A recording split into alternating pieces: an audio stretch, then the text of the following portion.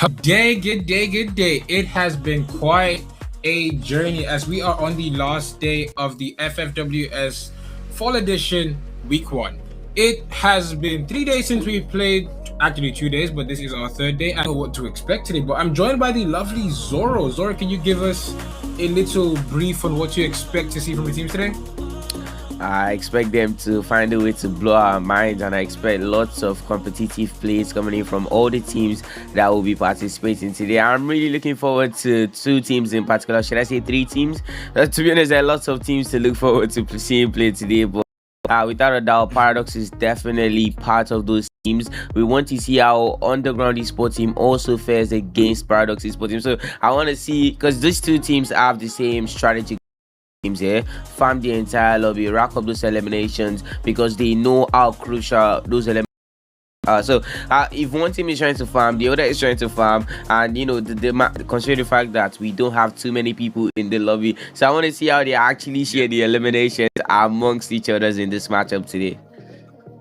That's interesting, but we will take a look at the tournament formats real quick as we are getting ready. The teams are getting ready to grace us with the final day of week 1. 144 teams came into the play-ins and 48 teams progressed to phase 2 of those play-ins. Now we are in the knockout stages. 17 teams will be competing against PDX to take the top 12 spots in the finals, which will be happening in about 2 weeks at this point. Taking a look at the general prize pool coming into this tournament, it will be a massive, and I mean massive, $10,000 with the champion squad going home with $3,500. Second place goes with $2,000. Third place will go home with $1,200. 4 to 6 will be going home with $700. 7, 8, and 9 will be going home with $300. 10 to 12 will be going home with $100 for their squad. You to be in that top 12 because you're guaranteed to go home with something. Taking a look at our, which has been slightly updated, it is still the regular rank point system where you get the top place, you get 12 points, the same old. But for the tiebreakers, that's where we have the update. If 2 teams are tied, they will be checking the booyahs, who has the most booyahs in the day, to see if they are somehow tied. Then we look at the total elimination. If they somehow still get to tie there, then we look. And the rank score is the new update. We used the total placement. The team that had the best placements throughout that day is going to move forward with the rank score. Let's take a look at our skill combination rules. It is the unique active skill, so you are not allowed to use duplicate skills. If one teammate wants to use that as well, as we have a lot of characters, so you need to make the game give us a very, very interesting playstyle. Today's gonna be Group A versus Group C, so we look at our total groupings. It has been the last day for Group B. Yesterday, it was a very solid matchup. We loved the games. We loved the competition in the lobby. It felt a lot more balanced. Let's see today, as it is the last day for Week 1. Today in Group A versus C, it's going to be Nandem Jogo, Paradox Gaming, Crimson Myth, Berserk Generation, Stars Esports, Top Rated, Underground Kings, FNS Esports, Solar Force, Burn Knuckles, and Soul Society. The schedule will be as follows. A 6-map split as always. The first map will be going to our King of Playtime, Bermuda, off to the desert, then to the future city of Nextera. Purgatory in the Midlands will be Game 4, sorry. Game 5 is going to be Solara, our newest map, and Game 6 will be a random map to be decided later on by the admins. It has been quite a journey today. Zoro, do you think today is going to be another version of the PDX show as they did on day 1? We do know for a fact that anytime PDX is in the lobby, we are guaranteed an explosive lobby match, an explosive lobby watch. So without a doubt, I believe PDX will do what they usually do. They're going to perform at their usual level, at their usual standard, which is the peak of it all. And yeah, I'm really looking forward to how some teams that weren't really involved in yesterday's games, that are from the Group C, I'm really looking forward to how they actually fare against the Group A teams, considering the fact that this is the first time that we are actually you seeing them go up against the Group A teams? As we mentioned before, teams that actually made their way into the pot of the Group A, they seem to be more on the stronger side than other teams. So it's really going to be interesting once again to see how the Group C teams fare against the Group A. Moreover, there's one team I sort of worry for here, IO Esports team. We've not really seen too much coming in from them. So would this be a nightmare for them, or have they learned a bit from yesterday and they have come up with a strategy that's going to allow them to actually overcome a lot of the mistakes that they made yesterday? Because we have to see improvements coming in from teams like that if they want to have any hopes of actually making their way into that grand finals. As usual, we should be expecting lots of elimination farmings coming in from the top teams such as PDX, Underground Esports team, and FNS. I believe FNS were actually on a solid roll yesterday, but just as you mentioned, they didn't really finish too well. How do you think today's games are gonna go for them? FNS should have a lot to ponder about, given the fumble in the last map yesterday. They had the advantage, but they just tunneled it and sold the final map. But it's going to be a lot more difficult for them because it feels like their team synergy is going to be put to the test, especially because of the fact that they are in a more difficult lobby. Group C has a very stacked lobby on its own, but the teams in Group A are also equally, and dare I say, even more stacked than the Group C team. So FNS is going to have a hard time getting that farm on. But my big question is Group C going to be enough of a challenge for PDX? Because we saw PDX dropping 30 kills and mostly 20 bombs in the first day. Are they going to be able to do the same thing in Group C? Are they going to be able to do the same thing against Group C? I believe that's a solid question, but I don't think we're allowed to count Group C teams out just yet, man. They've produced one of the highest numbers of squads that actually farmed the lobby the most, man. They produced FNS, they produced Underground Esports team, they also produced an esports team, I'm forgetting the name, but trust me, yesterday when we actually watched them play, they actually had lots of farmers. They were really, I believe that the name of the esports team I was trying to remember is Dead Points. Those are three different lobby farmers that we have coming in from the Group C team. So without a doubt, I believe Group C team should not be counted out just yet, and they should be able to fare quite well against Group A teams. But as we love to mention multiple times, it seems that Paradox is in a league of their own, considering the fact that they are the only African team to have actually made their way into that EWC. So they sort of have that advantage, that experience advantage on their side, which makes them, seem like a team that is in a league of their own. So it's going to be really, really tricky for the Group C teams. At the same time, we shouldn't count them out, and it might be an uphill battle for them for sure, without a doubt. Yes, what is not going to be an uphill battle for you, the viewers, is going to Shop2Game to purchase your diamonds, as it is Garena's official top-up website. It's very fast, very safe, and very reliable. The only thing you need is your ID and your credit card or bank transfer. You can log in if you want because it's Garena's website, so do not be scared. It comes at a cheaper price with a 10% bonus on every purchase. So that is a big enough incentive for you to go check out Shop2Game, as the more you spend on Shop2Game, the more you watch the stream, the more Garena decides to give us in prize pool. Maybe next season is going to be double or triple the prize pool. You never know. So please do support Garena as they are trying to bring more tournaments and more frequent tournaments to you guys as well. It is going to be Bermuda soon. Zoro, do you think PDX is going to have a massive start, or are they going to start slow like the first day? Because the first day we saw Vex Esports take the first map and then PDX go active on the second. But now that we are in a, like you say, a group of lobby farmers, do you think PDX is going to have to start immediate, or do they have the luxury of taking their time?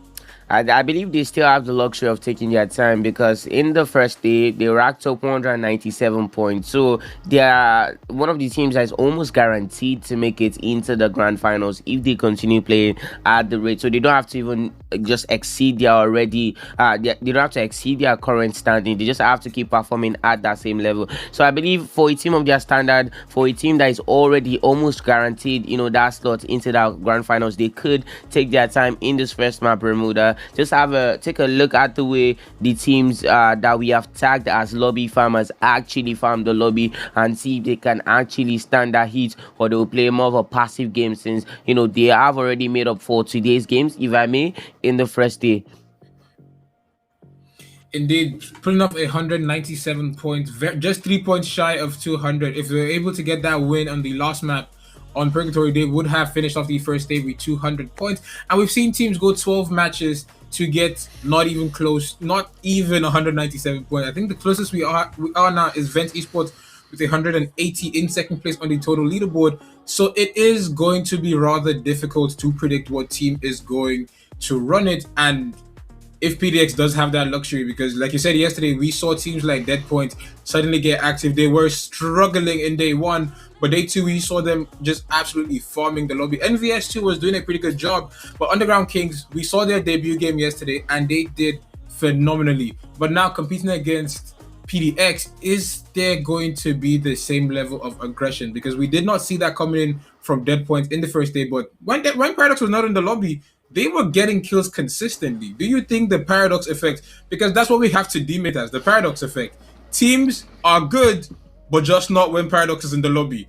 Do you think teams will suffer from the paradox effect today, or are they going to give paradox a run for their money? I believe the best way to get that answer is to actually, get straight into the matchup. But believe me, as we always say, man, Bermuda is always going to be very, very chaotic, very, very explosive, because these teams have the most experience when it comes to the Bermuda map.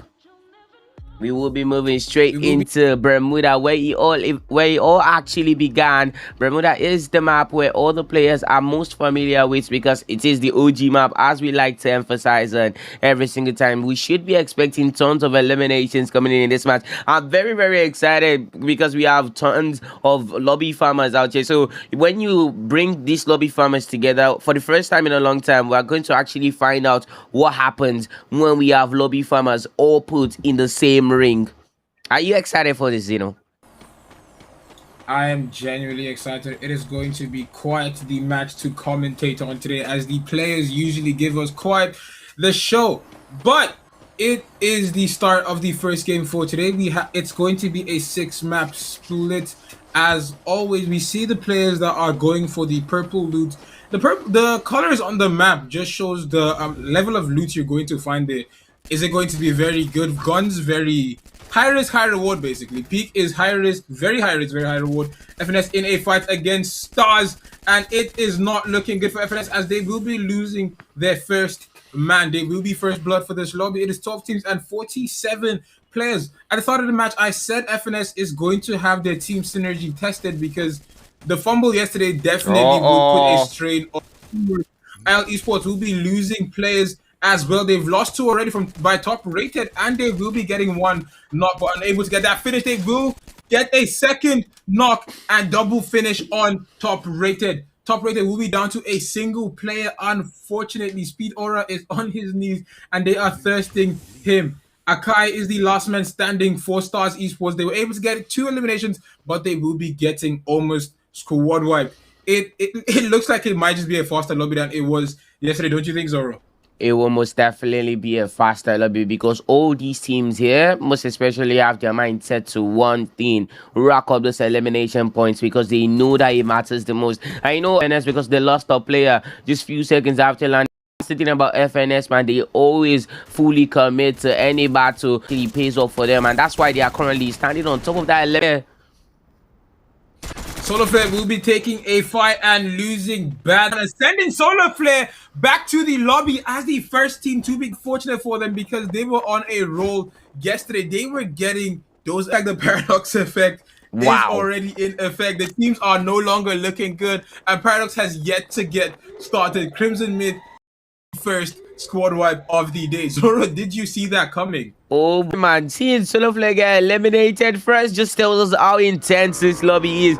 It's not every day you see a team like Solar Flare, who is, I believe, one of the finalists for the last spring at this year. It's not every day you see them get wiped out first. That tells us that all the game. It is indeed anyone's game. FNS with 4 eliminations. They are doing pretty good, and I do hope their comms are doing us for a rematch. Unlucky Sleazy will be going down. Star will be getting the elimination, but he will be getting eliminated as well in a tie. Long needs to lock in. Has a lot on his mind from yesterday. He was the last man standing when his team eliminations on the board. Crimson Myth trailing very close. It looks like we have yet to see Paradox. Never mind, Paradox will be getting a knock, but they will have a player knocked as well. Then the full force of the Paradox esports team are crashing onto him. They're all Crimson Myth just barely survived that.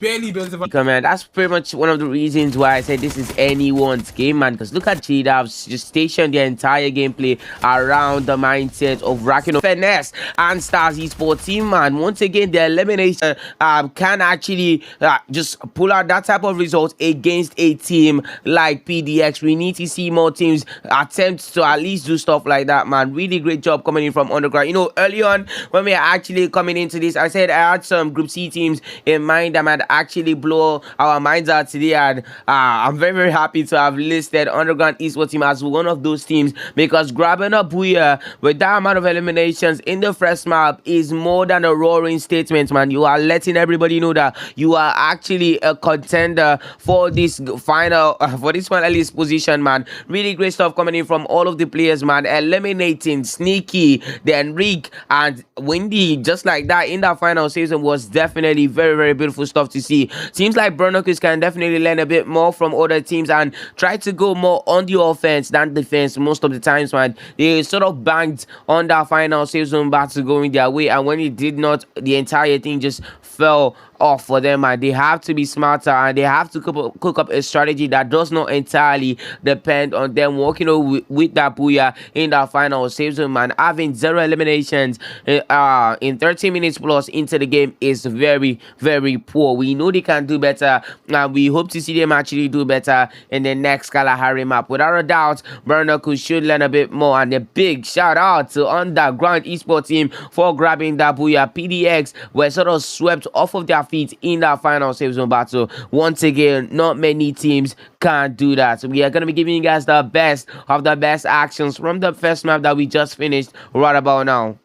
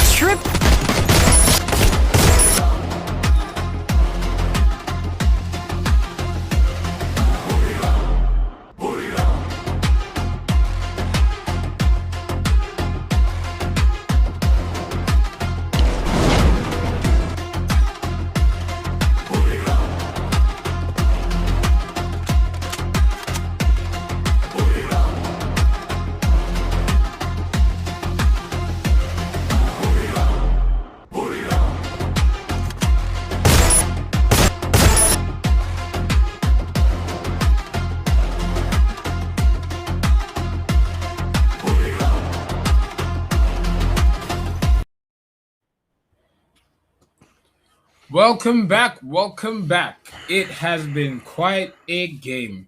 I know you didn't get to see it. I know. Before someone says, "Oh, but what do you mean a game we didn't see it?" UND won. Paradox came second. Crimson Myth came third. But we had a little brief internet issue. We had a bonding and network problem. But now, so apologies. There will be no redeem codes because you guys are upset, and it's fine. We are trying our best to do better. But that was quite the game, though. That was quite the game, though. Zoro, what are your takeaways from that game with the UND win in map one?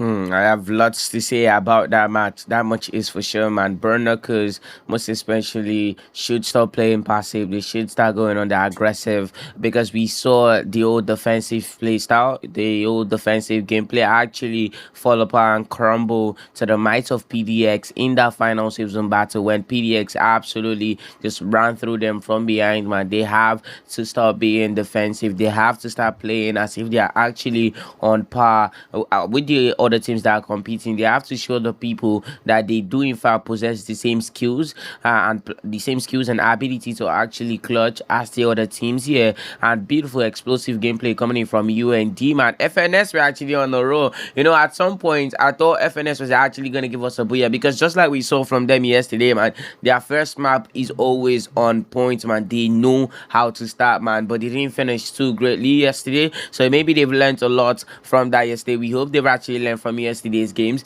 and they are definitely gonna be performing better. I hope we should be getting the match Because the standings. results The results are in as Underground Esports will finish off the first map with 19 eliminations and 31 points total to take the victory. In the second place, we have FNS with seventh place, actually, positioning with 15 eliminations and 22 points total. Paradox will be in third with 12 eliminations and 21 points total. Crimson Myth will be doing very good for themselves at the start today with 11 eliminations and 19 points, coming in with Soul Society in fifth place with 9 eliminations and 14 points, with Burn Knuckles in sixth at 10 eliminations, 10 points with 4 eliminations. That was genuinely quite the game. I do wish you guys could have seen it, but unforeseen network problems. It's okay. It happens. It happens to the best of us. You could be in your rank up game and you get 999. You're not gonna be mad. I mean, you're gonna be mad, but like, it's nothing you can do about it. But we are back up and we are still running. We do apologize for the delay and the interruption.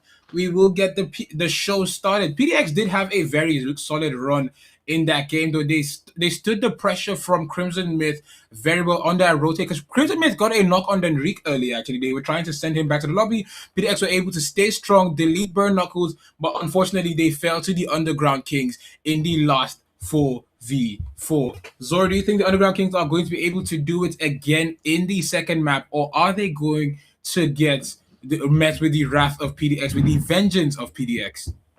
Well, from what we saw yesterday, yeah, I believe Underground Esport team is a very, very consistent esport team, and they are not one-hit wonders. They know how to keep that fire burning, as Free Fire loves to say. But one team I would actually love to say for the first time, because I've never seen Solo Flare Esport team on 0 points before in a match that they played with all of their players involved, man. That has got us sting, and I believe they're gonna be really, really hungry, and I believe they're gonna be pouring all of that anger and all of that energy into the second map. So I believe this second match is gonna be a bit more heated because Solo Flare Esports team is gonna be looking to make up for the first map that they did not perform too well in. That much is for sure, man. And as I advised the teams that actually competed against Paradox Esports team on Friday, I'm gonna be advising these same teams, man, do not allow Paradox Esports team to close the gap, man. You have to keep speeding through, man. You cannot afford to let Paradox Esports team get closer to you, because the moment they get close to you, they are going to overtake you, man. They know how to do those, man. We saw that happen when they went up against, I believe, Vent Esports team and the other esports team that was top 2 last week, man. They have to find a way to prevent Paradox Esports team from coming closer. The moment Paradox Esports team actually gets closer and find a way to make it to the top, they are just gonna start speeding through, and it's gonna be really, really hard for anybody to keep up with Paradox Esports team when they are actually in that element and in that zone. Also, Paradox Esports team do have their work cut out for them, and I believe today is not a day to glaze them, but a day to let them know that they actually have work to be done, man. It's been a long time since we've seen Enrique, Windy, and Sneaky get eliminated like that, man. I believe that might be a matter of communications breakdown, or they might have just simply been overpowered by the underground esports team and the I believe what's the name of, and FNS, yeah, in that final season battle. No, They, it was Underground and Crimson Myth. oh yeah, underground Crimson Mid and PDX in that final season, right? Yeah. PDX cannot allow themselves to keep getting overpowered. For a team of their caliber, they should have found a way to withstand hits like that, man. I believe Underground Esports team was quite literally on top of them, and they were in the same building, man. They had that opening from when Underground Esports team actually jumped down, man. They could have capitalized on that. They had so much time because PDX, yeah, they saw Underground Esports team come down during the airtime, man. They could have made great uses of the advantage that was provided for them by the Underground Esports team, without a doubt, man, because they had airtime, they had the players with the accuracy to eliminate players in those type of situations. Well, I guess a lesson learned, and we're going to be finding out just how much they've learned from the first game as we see them commence the second game. We will be heading into the second map for today. Kalahari will be where we go. The desert lands of Kalahari. It is a very beautiful map to play on, as these men will now have access to the grappling gun. It lets a lot more creative plays be made, and genuinely I can't wait to see what these players have in store for us in this matchup.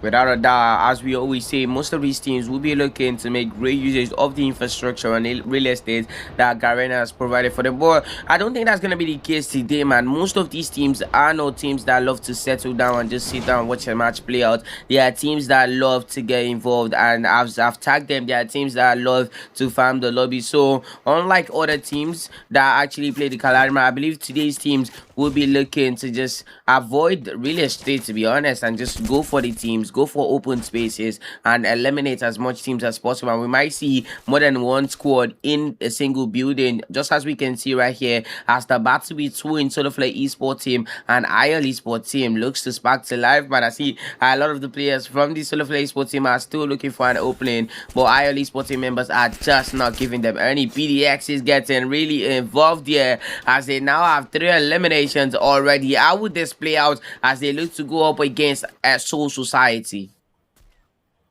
PDX Esports sitting on 3 eliminations already, setting the pace for the second matchup. Unlucky for Soloflare, they will be running into a lot of problems with IL Esports. They lose their first player. Their star player Ragnar might be going down as well. He will be going down second.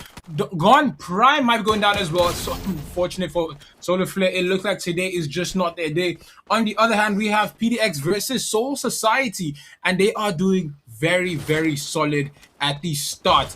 It is 4 eliminations for the PDX squad. Zaza, the last man standing for Soloflare. Could this be another Soloflare 0 points game, as they are yet to pick up an elimination? But Soul Society will be getting pushed on, and 1 down, 2 down. It is a very easy rush for Windy. Do you think Soloflare is going to be having a solid game today, or is this looking like another? Yes, indeed it is. It is another Soloflare 0 kill, 0 points game. Unfortunate start for them here. What do you think is going on in the minds of the Soloflare players now?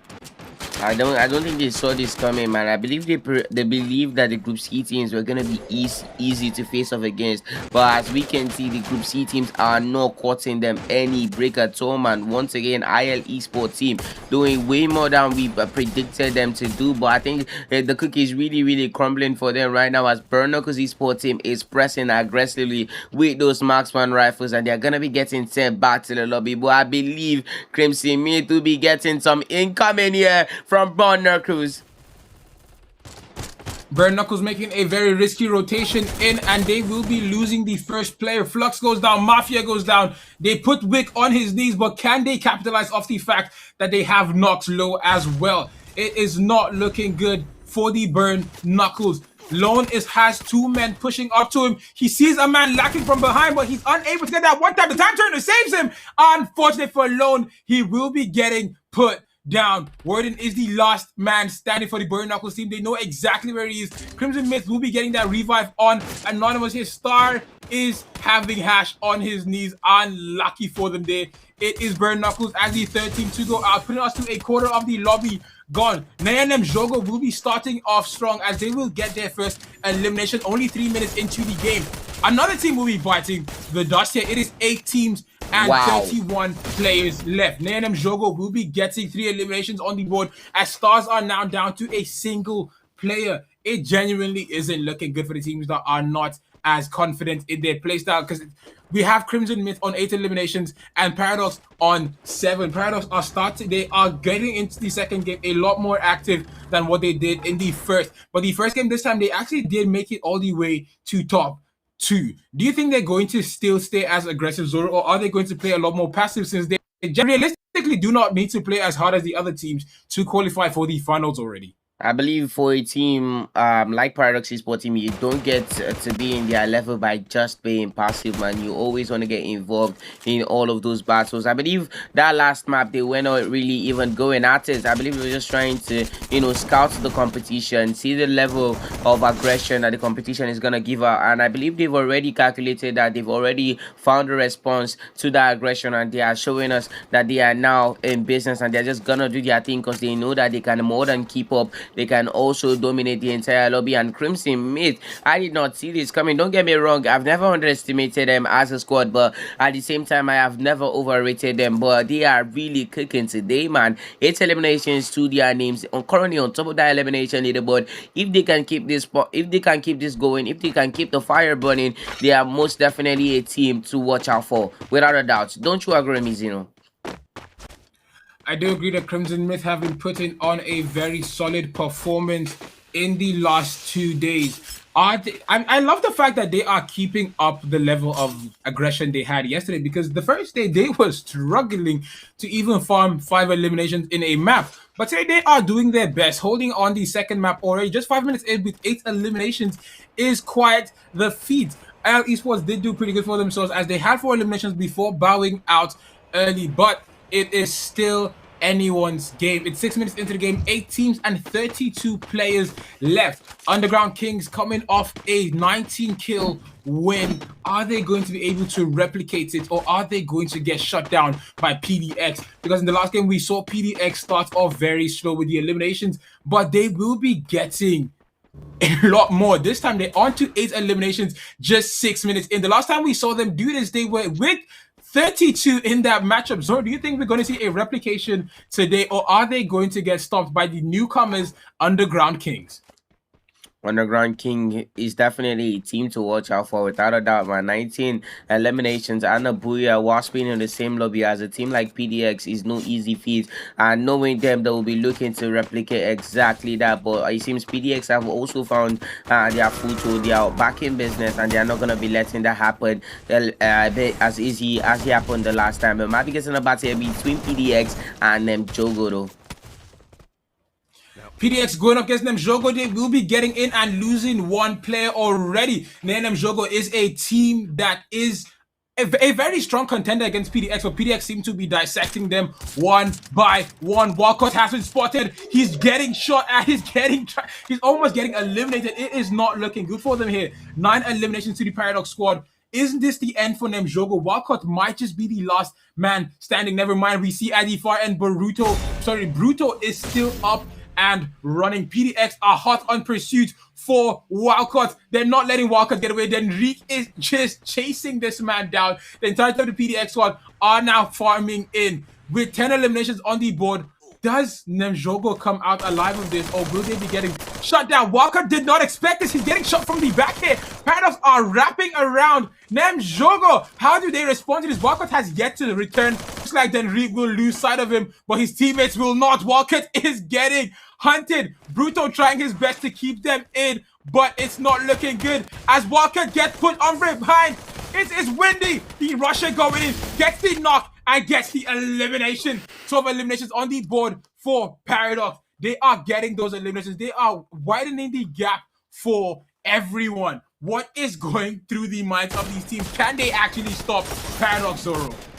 I don't think it's very likely. can actually stop PDX. We do have teams that are contenders to actually stop them, but at this pace, if PDX continues to increase their elimination, it's going to be really hard for anybody to do so. One thing I would like to mention is that we are not really seeing too much from the Nigerian esports team, and Solo Flare esports team has gone 2 matches without having a single point. Berserk Generation is in this game with 0 eliminations. This is not what we usually get. This is not the type of performances that we usually get from the Nigerian esports team, and it's not really looking good for them. And they are usually the squads that we love to see go head to head against Paradox esports team. But I guess that's how that's the tempo that they have decided to work with today, man. But they definitely have to sit tightly, and they definitely have to just go back to the drawing board, and just work up a strategy that will actually help them advance here, because it's not looking too good, man. PDX is currently swimming, as I love to mention, man. Last game I said PDX might decide to use the first match to just scout the entire map, take a great look at what's happening, and then react to that. And they've done just that, man. They are reacting to the result that they got in the first map, and they have decided to focus more on the eliminations, because they know that they can more than handle themselves in this particular lobby. We see PDX to go up against the underground esports team. Neutral on the offense. How would this play out? It looks like PDX might be at a disadvantage. They need to get an early knock, and they will do exactly that to even out the numbers in this fight. 50, it is literally anyone's game. Then Reek will go out, tipping the favor in favor of the underground Kings. But Paradox now have a choice. Do they stay in? Do they get away? Windy still deep in the zone, having full underground on him. How does he survive this? Is there even a chance to survive this? Unlucky for Windy, he will be getting eliminated, but Ledex will be back in play. It is looking very dire for PDX, as they are down to just 2 players, and if anyone sees them in the rotate, they will be getting a squad wipe. Crimson Myth sending top rated back to the lobby and taunting them with the pirate flag to establish dominance. We love to see the heated rivalries from this team, as Crimson Myth are giving us quite the performance today with 12 eliminations. They were, the last time we saw them in the spring season to keep up, they were a lackluster team, and now we are seeing them in a Paradox lobby go head to head. And I know someone is going to say, oh, the commentators are glazing Paradox, but they are your reigning champion. It is well deserved. They have earned it. Will Crimson Myth be a team that is going to be a top contender to send Paradox back to the lobby and dethrone them as the kings of Africa right now? It seems likely, man. If they continue to, perform at this particular level, it doesn't seem like a dream that is too far away, man. All they have to do is keep going, keep pumping. You cannot be a one-hit wonder, as we saw from teams like FNS yesterday, I believe. So you have to keep going, man. You have to give us some type of Jogo performances in the spring edition, man, because I believe Jogo was actually the most disciplined and most consistent team, apart from Paradox, in that spring edition, man. So if they can actually pull on Jogo here, it will definitely be really, really beautiful to see that for them. And it's really, really impressive here to see that these teams can actually not just survive but also thrive in the same lobby as teams like Paradox, man. It shows us that they are getting closer and closer to attaining that global level, or being able to compete on stages like the global levels and the EWC. So if they keep this up, if they keep learning from competing against teams like Paradox, they will most definitely be feared on the global stage and not just the continental stage. Right now, most squads are still in this barely I believe 1/4 of the squads have been eliminated. We do have 7 squads here, 27 players alive. PDX still the reigning champions on the elimination leaderboard, as they have already racked up 13 eliminations in this matchup. Crimson Myth is just right behind them, and they are looking for a squad to milk those elimination counts off of. That squad might just be Berserk Generation. Yeah, Berserk Generation still yet to do what they actually are used to doing on the elimination leaderboard, man. We are not seeing double-digit eliminations coming in from Berserk Generation. That is not a good look for them. I believe they are also struggling a little bit to find their foothold in this lobby. This lobby is a bit more dynamic and diverse than the previous lobby that they played on Friday. This is the first time that they are actually going head to head with a lot of these teams, and I believe they are not familiar with a lot of these teams' play style, considering the fact that lots of these teams are coming from different countries. And that's just the beauty of the FFWS, man. You see various African countries just come come together to play the game, not just play the game too, but also compete on a professional level. Battle seems to be heating up over here in Kalahari, of course, and the players are waiting for an opening, an opportunity to eliminate each other. Since FNS is also going to be joining the party soon enough, Crimson Mabers, Z Generation, and FNS all do seem to have eyes set on each other. Which team is going to fall first? Which team is going to come out on top? Which team is going to be standing last at the end of the day? We hope to find out soon enough. Finding out we shall, as it looks like FNS might be having a terrible second game. They're only on 2 eliminations, and we have yet to see them do anything to keep themselves in contention for the top 12. Paradox, however, have also been having terrible rotations, as we have yet to see them complete. We have then Rico down. We see Sneaky get exploded in the face here. Ledex is under 200. Windy is the only man at full HP. Then Reek will still be in play, but then Reek will be going down. Underground Kings are trying to send Paradox back to the lobby. It is the Russia left as the last man standing. He has to play anchor. It is not his role. How does he survive this? The Underground Kings are not going to let it happen for that revive to go in. They are stalking the revive points. They are waiting, hoping a team tries to go there so they can send them back to the lobby. And back to the lobby, they will send Nea, Nem, Jogo, putting them up to 12 eliminations on the board. It is absolutely phenomenal performance coming in from the Underground King. They do not care for safety. They are standing strong in the danger zone on the top of the building and just sending bullets, hell and fury onto the enemy teams. It is quite a deep performance. Berserk Generation are yet to become an elimination. Paradox will be placing 6th in the lobby. It is your top 50% teams in this matchup. Berserk Gen is the only team without an elimination heading towards end zone now. It is not looking good for them here. Zoro, do you think they will be able to get eliminations early, or will they be getting shut down soon?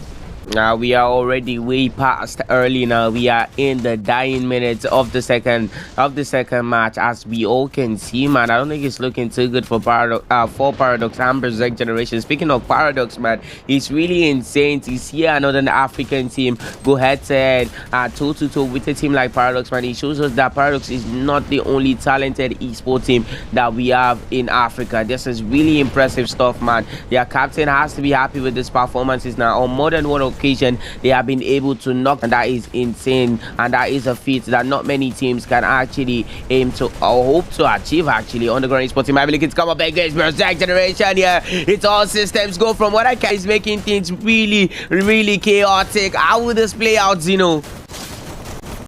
It looks like Stars are coming in for a hot third party, and they are not having a good time.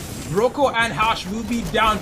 Crimson mid, he gets a knock, but he will be getting traded by the Bolt Maker. Unfortunate. Akai goes down. Wick might still be in here. FNS are going for a very risky rotation. We still have the Underground Kings on top of a building holding on to God spots as they are just trying to cut tension. The grappling gun allowing a very quick rotation coming in from the Underground Kings, giving them a clear LOS on Berserk Generation, which makes their lives 10 times harder. But unfortunate for Luxin, he will be getting knocked and sent back to the lobby, cutting down the advantage that the Underground Kings had, as they will lose Serif as well. FNS staying strong, and they are getting those eliminations. Crimson Myth are still in play. FNS are still in play. Berserk Generation still yet to become an elimination, but it is just how the game goes for them in this matchup. 16 eliminations to the Crimson Myth. They might be going for a 20-kill game. They might be going for their very first win in the FFWS fall season.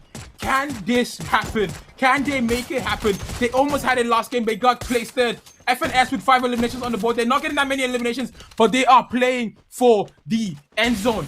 It is 0 kills still coming in from Berserk Generation. They will lose DJ Star, unfortunately. It is a very risky revive. Unable to make it. Tai Tong will be taking damage. Underground Kings are down to just a single player. He needs to play his life a lot more to make his team get in the top 3 and just get a lot more points from the placements, because they have 14 eliminations already. He doesn't need to take any massive risk. He has 2 very strong teams underneath him. Crimson Mist will be making a wide rotation. Neutral trying to cut that off. He's trying to set the pace for them, but Berserk Gen will be having company. Titan goes down. Charles goes down as well. Macian is low. Macian is getting eliminated. FNS with a squad wide, putting us down to the top three teams neutral will be going down. It is FNS versus Crimson Mist in the final zone. FNS are having a replay of yesterday. Tai Tong will be going down.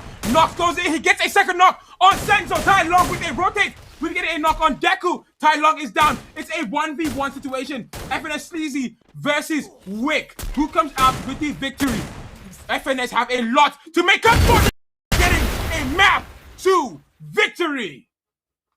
Once more, we have seen Sleazy be that main man for FNS, man. We saw almost the exact same thing happen yesterday, man. This man is really experienced as a sniper, man. Not many snipers at this level can actually use their snipers, not just long range, but actually mid range. So that's really impressive, man. We saw him do it yesterday at Nextera, where him and his teammate were in a tight spot, and an opponent already locked them up, but he stepped up to that situation and gave us a beautiful clutch. And once more, he does it. He shows us that he's not a one-hit wonder. He can do it. He knows how to, step up for his teammates. He can be that man when he needs to be. And what a player he turned out to be for them. And they are most definitely going to be happy about that result, man. And now it's really beautiful to see teams outperform Paradox, because yesterday we were sort of scared coming into today's game that it was going to be like Friday's games. Friday's game was pretty much one-sided, where we saw Paradox esports team absolutely run through the entire lobby. There was pretty much no competition. So we love to see competition, man. We love teams,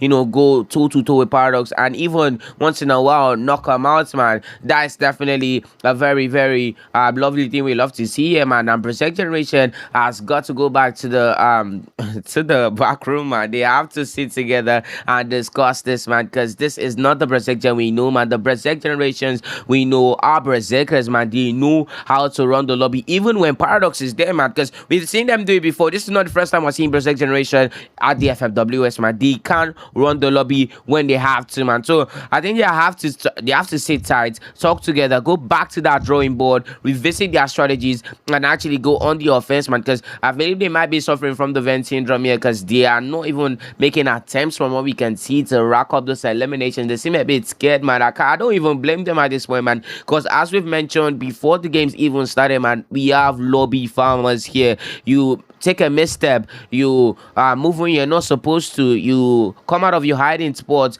without calculating, you are going to pay a hefty price for doing so. Maybe that's why they are finding it really, really hard to survive in such a meticulous lobby, man. But hopefully they are more than warmed up, and coming into the next map they are going to give us better results. But beautiful, great stuff coming in from FNS, man, showing us that the group C teams once again are a team that can make their way into that final, and if they keep this up, they will most definitely secure a spot in the finals. Paradox esports team definitely have work to do now. They have to make a big statements in this next match, man. They have to remind the people, and not just the people, actually other competing esports teams, of who they are, man. If they keep faltering like this, if they keep losing like this, not really losing, but if they keep getting eliminated mid through the games, they are not going to be too happy about that. Indeed, they will not. Paradox do need to step up, as the Group C teams are coming in with the fire. But do not go anywhere. We will be right back shortly as we step into the highlights and prepare the teams for the third map of the day.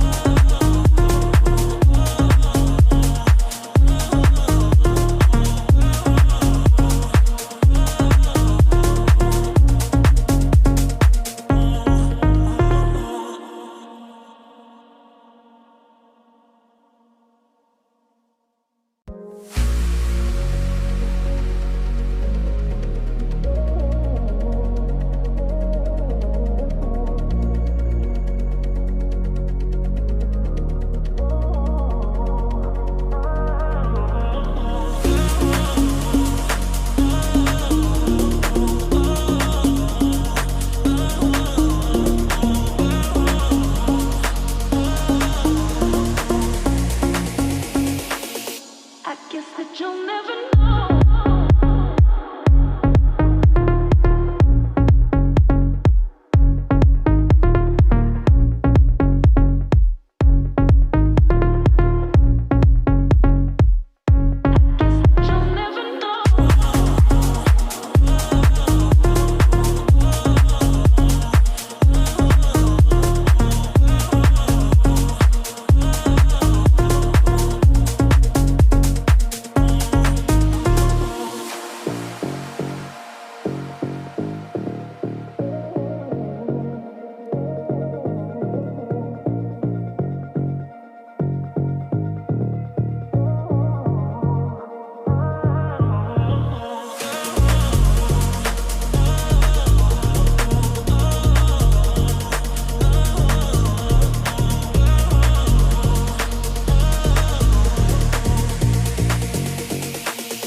I guess that you'll never know.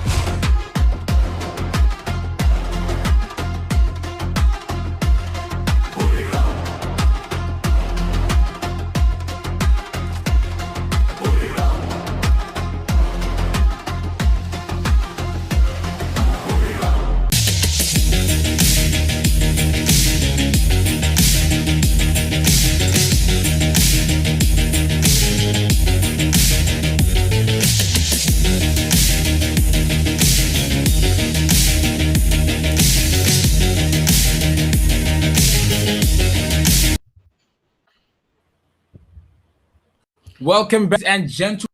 What a game it has been. These players are giving us quite the performance. We did see FNS with a well-deserved win. They had a replay of the matchup yesterday, and they came out on top this time. I'm sure this has definitely given them a boost in morale and performance. But Paradox will be getting eliminated for sixth place. Unfortunate for them. But Zoro, what do you think the mindset is going to be for the FNS squad specifically going into map 3?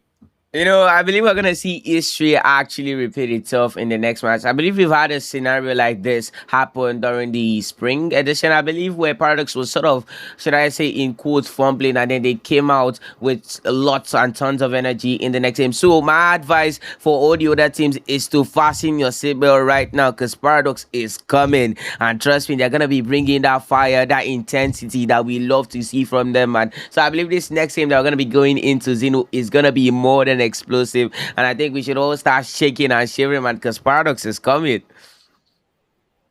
We are going to be at the midpoint for today's games. Game 3 is going to be the start. Can we take a look at the leaderboard to see where everyone stands? Underground will still be holding top of the leaderboard with 33 eliminations and 53 points total. In second place, we have FNS with 27 eliminations and 46 points. In third place, Crimson Myth with 29 eliminations and 46 points as well. Then Paradox will be dropping down to fourth with 26 points, 26 eliminations and 40 points. Stars Esports in fifth with 6 eliminations and 14, with top rated in sixth with 8 eliminations and 14.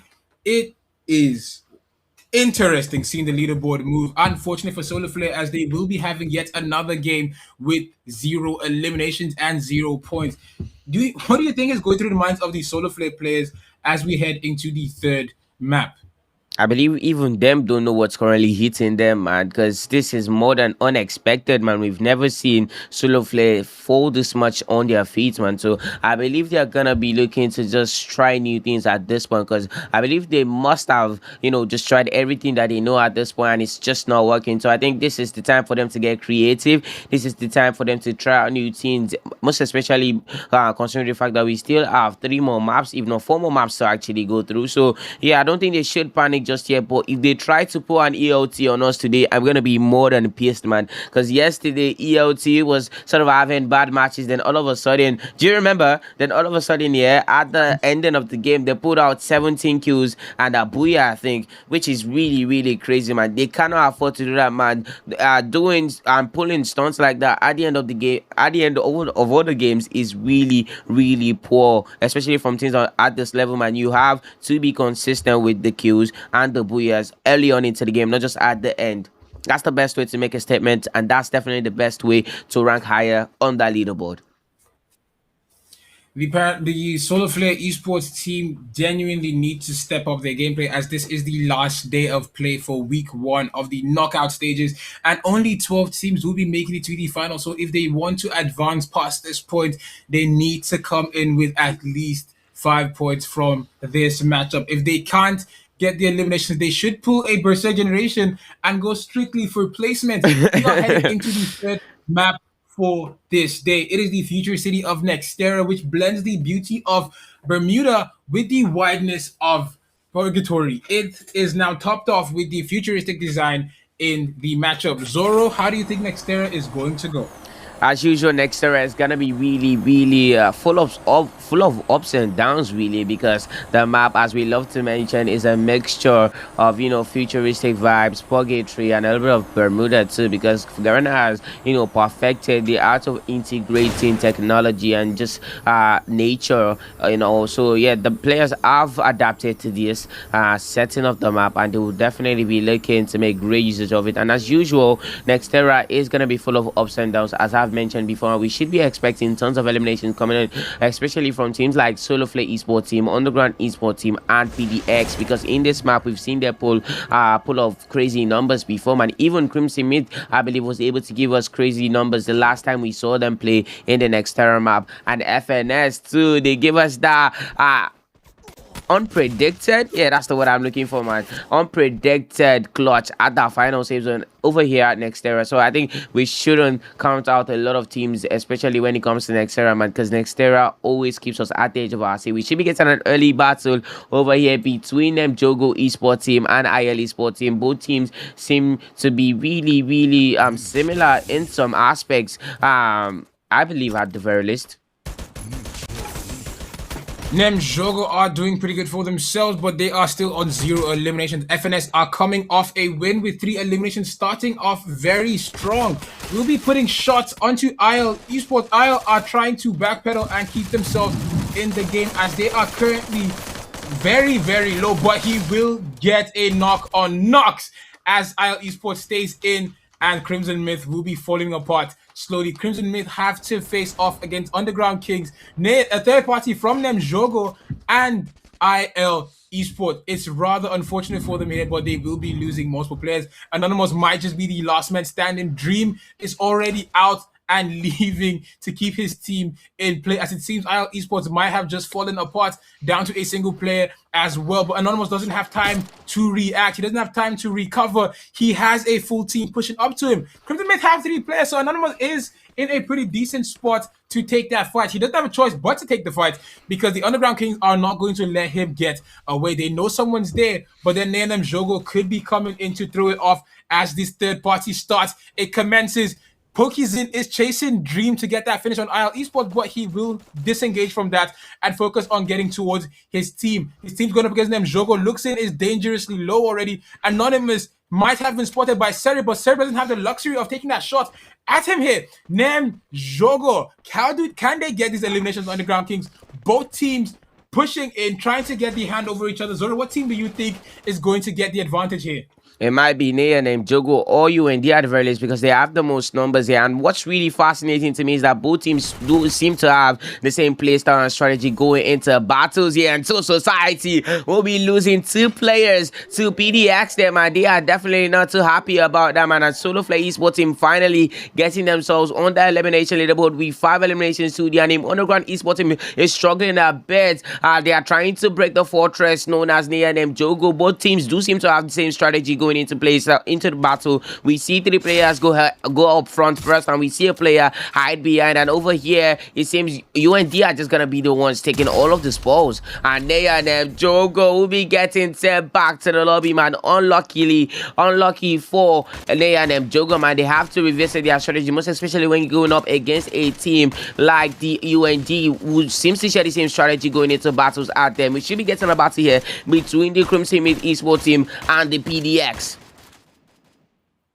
Crimson Myth with 5 kills on the board. They are having quite the performance today, doing very good for themselves to pick up eliminations, to pick up squad wipes. Nanem Jogo, unfortunately, will be the first team to be getting eliminated as they are with just a single elimination. But as I breathe a sigh of relief, they have a chance to start getting those placement points very, very soon.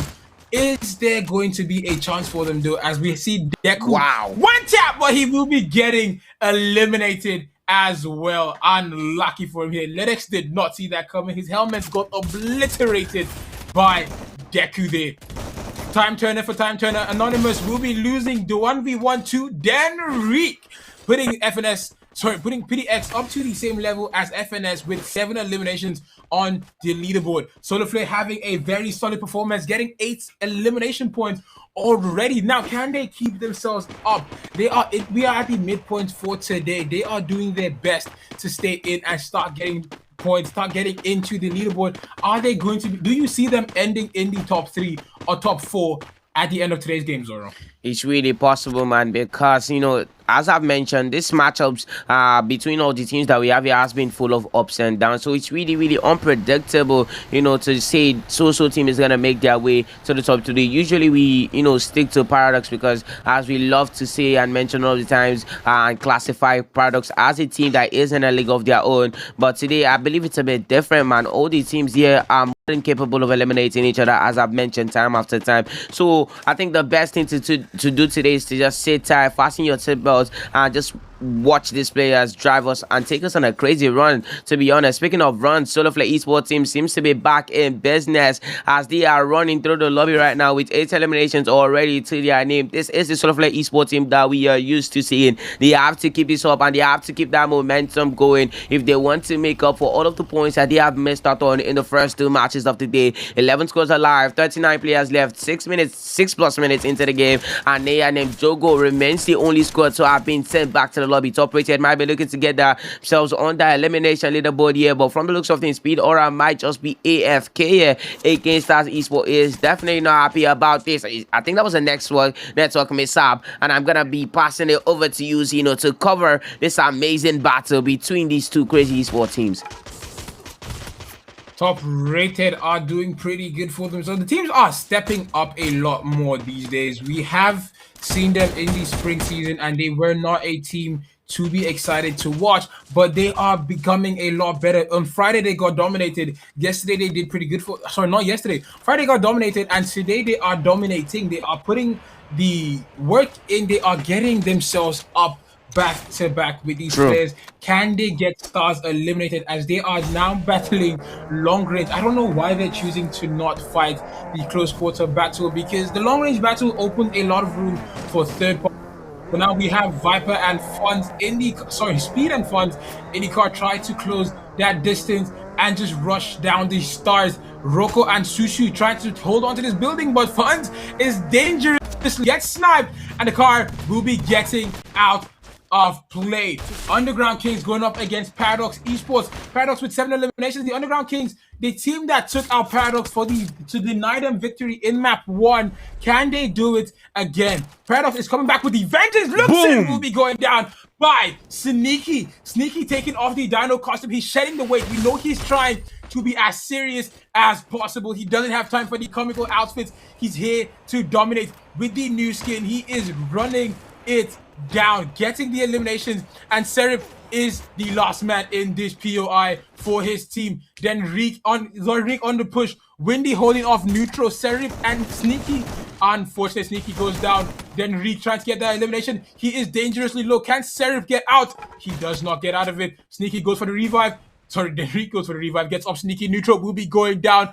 It is looking very, very dire for the Underground Kings as they will lose Serif. They are down to just 2 players. SLF down to a single player, goes for a squad revive. Underground Kings will be getting sent Finally back to the lobby. PDX came back to get their own in blood. They got their pound of flesh back as they were denied the first round victory by the Underground Kings and sent them back fairly early as the 11th team in the lobby. Unfortunate for them. That is 10 teams and 38 players left in this matchup. Zoro, what do you think about the elimination that we just saw on the Underground Kings? Oh boy, I think PDX is gonna be really happy about that. I think they're gonna be really excited about sending Underground Esports team back to the lobby, because if you really take a look at the matches that we've been playing, Underground Esports team has been that team that's been inflicting the most damage on PDX. They have been the team that have been that barrier that's been blocking PDX from making progress, and now that they are finally out of the way, I think PDX is gonna be able to do what they do best, which is thrive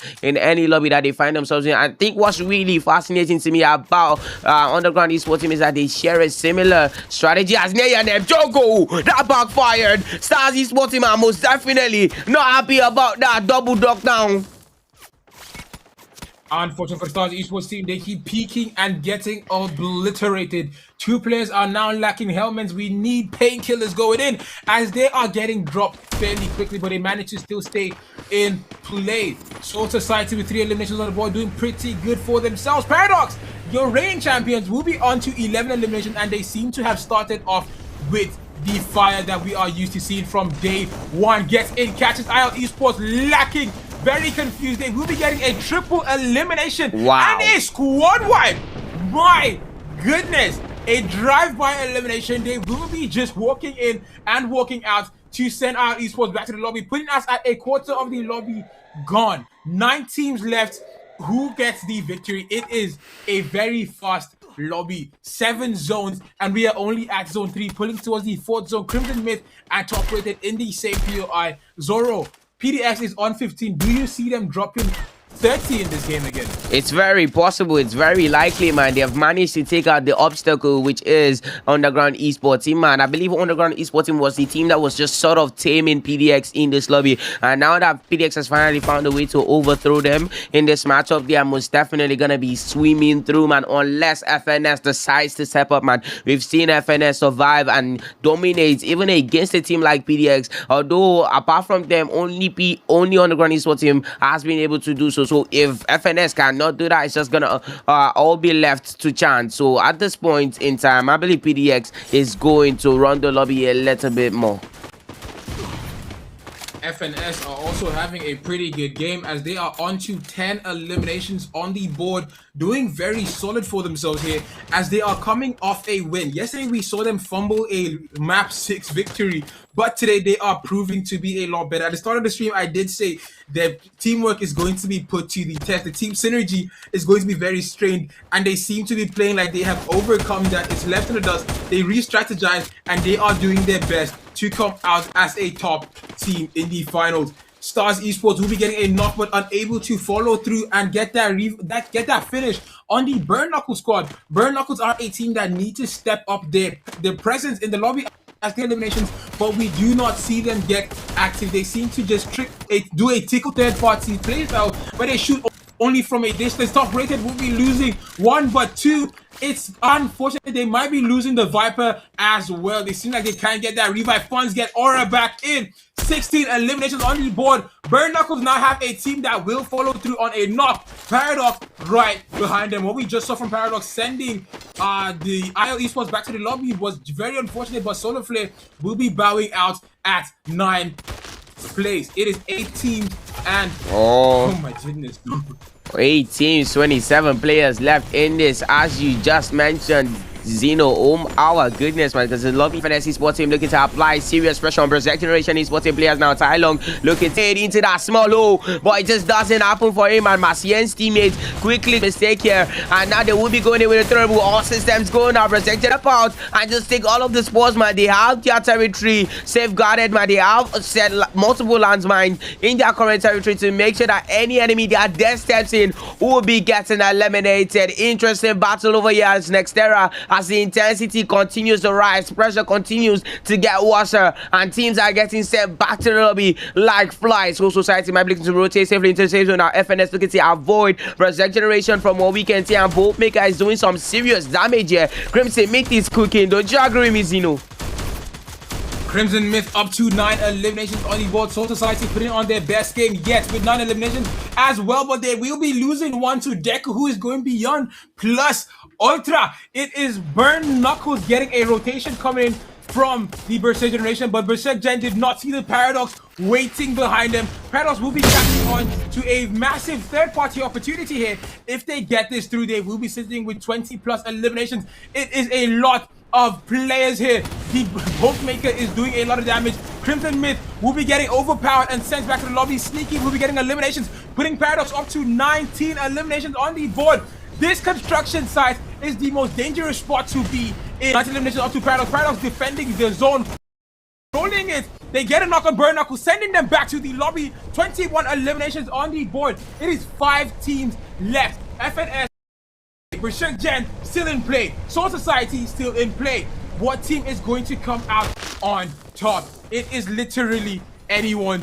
Paradox have been proving to be an undeniable force here, trying to pixel perfect snipe a player. Sneaky will be getting shot in, but unable to get that knock. His teammates will be rapping. They get the knock. Can they cap though? They will cap. They will get a second. 22 eliminations on the board. Who is going to come out with the victory? Paradox will be sending them back to the lobby. Unfortunately for Berserk Generation, they will be getting sent back home. It is FNS versus PDX versus in a 4-3-2 matchup. One goes down. It is one man standing from FNS. Soul Society trying to come from a third party, but they are coming in from a very off angle. The zone is not in their favor. They will be getting by. Sneaky. It is looking very good for the Paradox squad, as it is a 4v1. It is absolute cinema for this. Sneaky, last shots and will taunt, as Paradox will take a map 3 victory. The disrespect, man, the pure menacing, the pure aura being admitted by the PDX esports team player is absolutely cinematic, man. What was that finish? What an end to, what a way to put an end to that third map of the day. I said it, man. I said Paradox is gonna be looking to make a grand statement in the third map, and they did exactly that. They've realized that Underground esports team is the only team blocking their way, and what did they do? They took out Underground esports team. They took out the obstacle, and they just started flying from that point. It was all systems go. All squads that came in contact with them paid a hefty price for even daring to do so, man. If Paradox continues at this rate, it will be not long before they manage to throw Underground esports team off the top one, man. Mic drop coming in from that sniper from Paradox esports team. And did you see that katana slash Zero? Did you see that? He was absolutely taunting with that finish in the last zone. Unfortunate for him. He stunned and then spammed the laughing emote to show that no one is better than the Paradox. They stand above all. But do not go anywhere, guys. We will be coming right back as we put you through the highlights and get into the second half of today's games.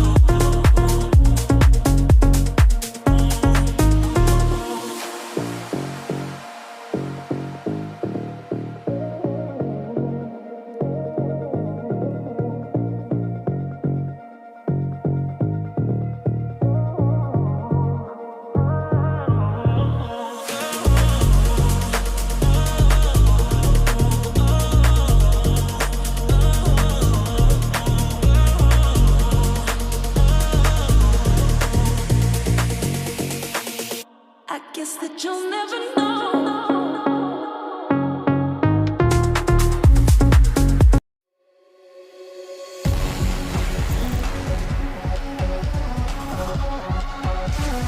Can you hear it?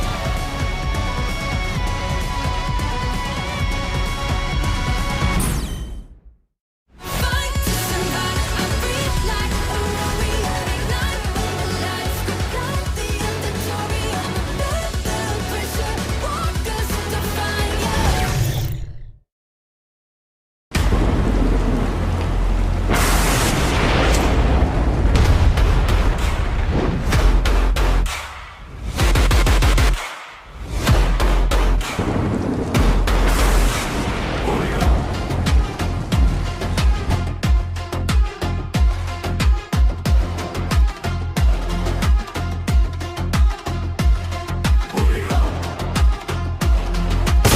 Trip.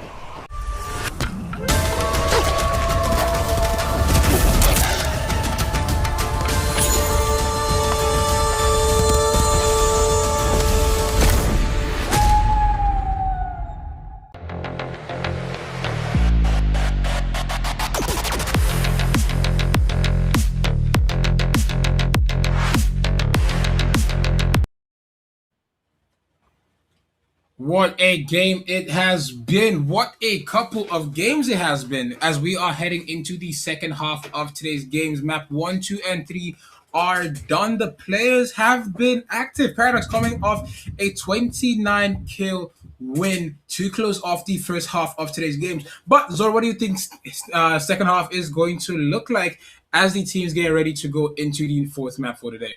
I think in the first two games, yeah, the Paradox Show was sort of on break, but now they are back from break and they are now back in business. So we might be getting more episodes coming in from the Paradox Show coming into this next couple of games. I believe Underground Esports team should have learned a little bit from the last confrontation they had with PDX. So hopefully coming into this next matchup, they have learned and they will just they have cooked up a strategy or should I say an ingredient to just find a way to eliminate PDX, man. Because if they cannot stop PDX, I don't think there's any other team that can find a way to stop them. Don't you agree with me?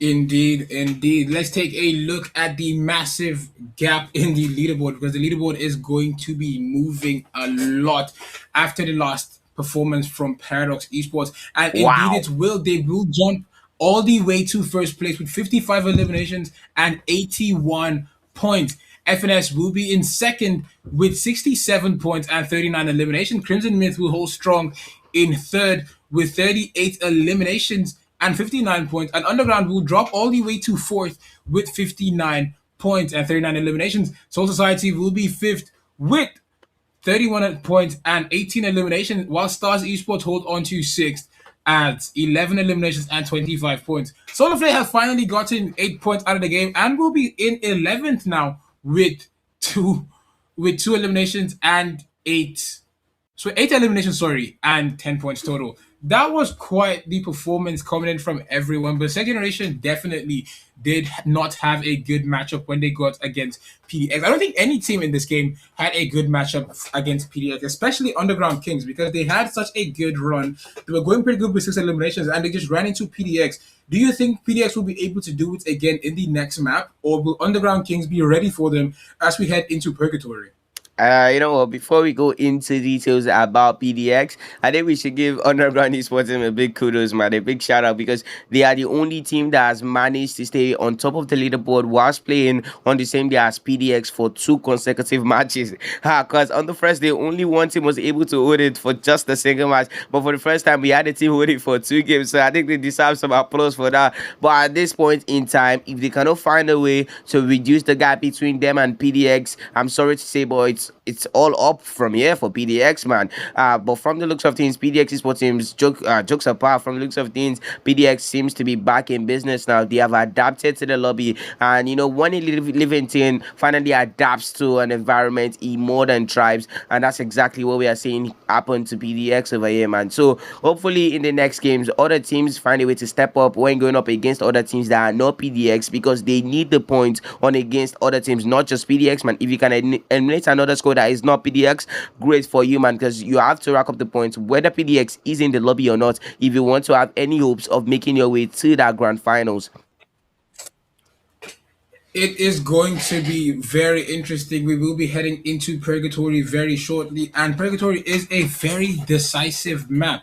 You cannot afford to let a team respawn, as it is the biggest map in the game. The players have to get a very, very quick finish. And Purgatory is a map that your end zone fights are mostly going to be in the open. So most of the fights will be decided by the team with the most glue walls and better glue wall usage, because it's less about aim and more about how much space you can take on the map. The last time we saw PDX here on Friday, they lost the last map that would have put them in a 5-game win streak.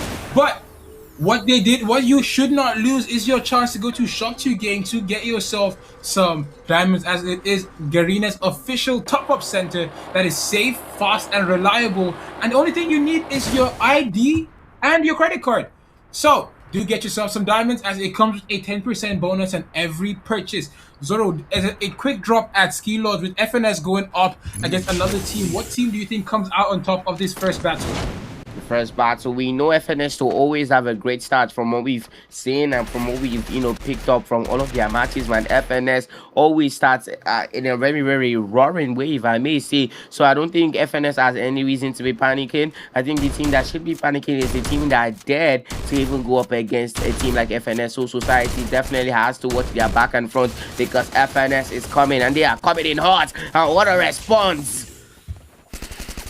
What a response indeed. Taitung will be going down, but FNS, will be recovering very fast. The Soul Society are struggling. They will lose 1, they will lose 2. The third man is trying his best. Stealth mode going in, and he will be almost getting a knock here. He gets the knock with the Mini Uzi. There is a lot of Mini Uzi knocks in this game. I feel like Mini Uzi should have the most eliminations as a weapon in this entire tournament, and that is very impressive to see.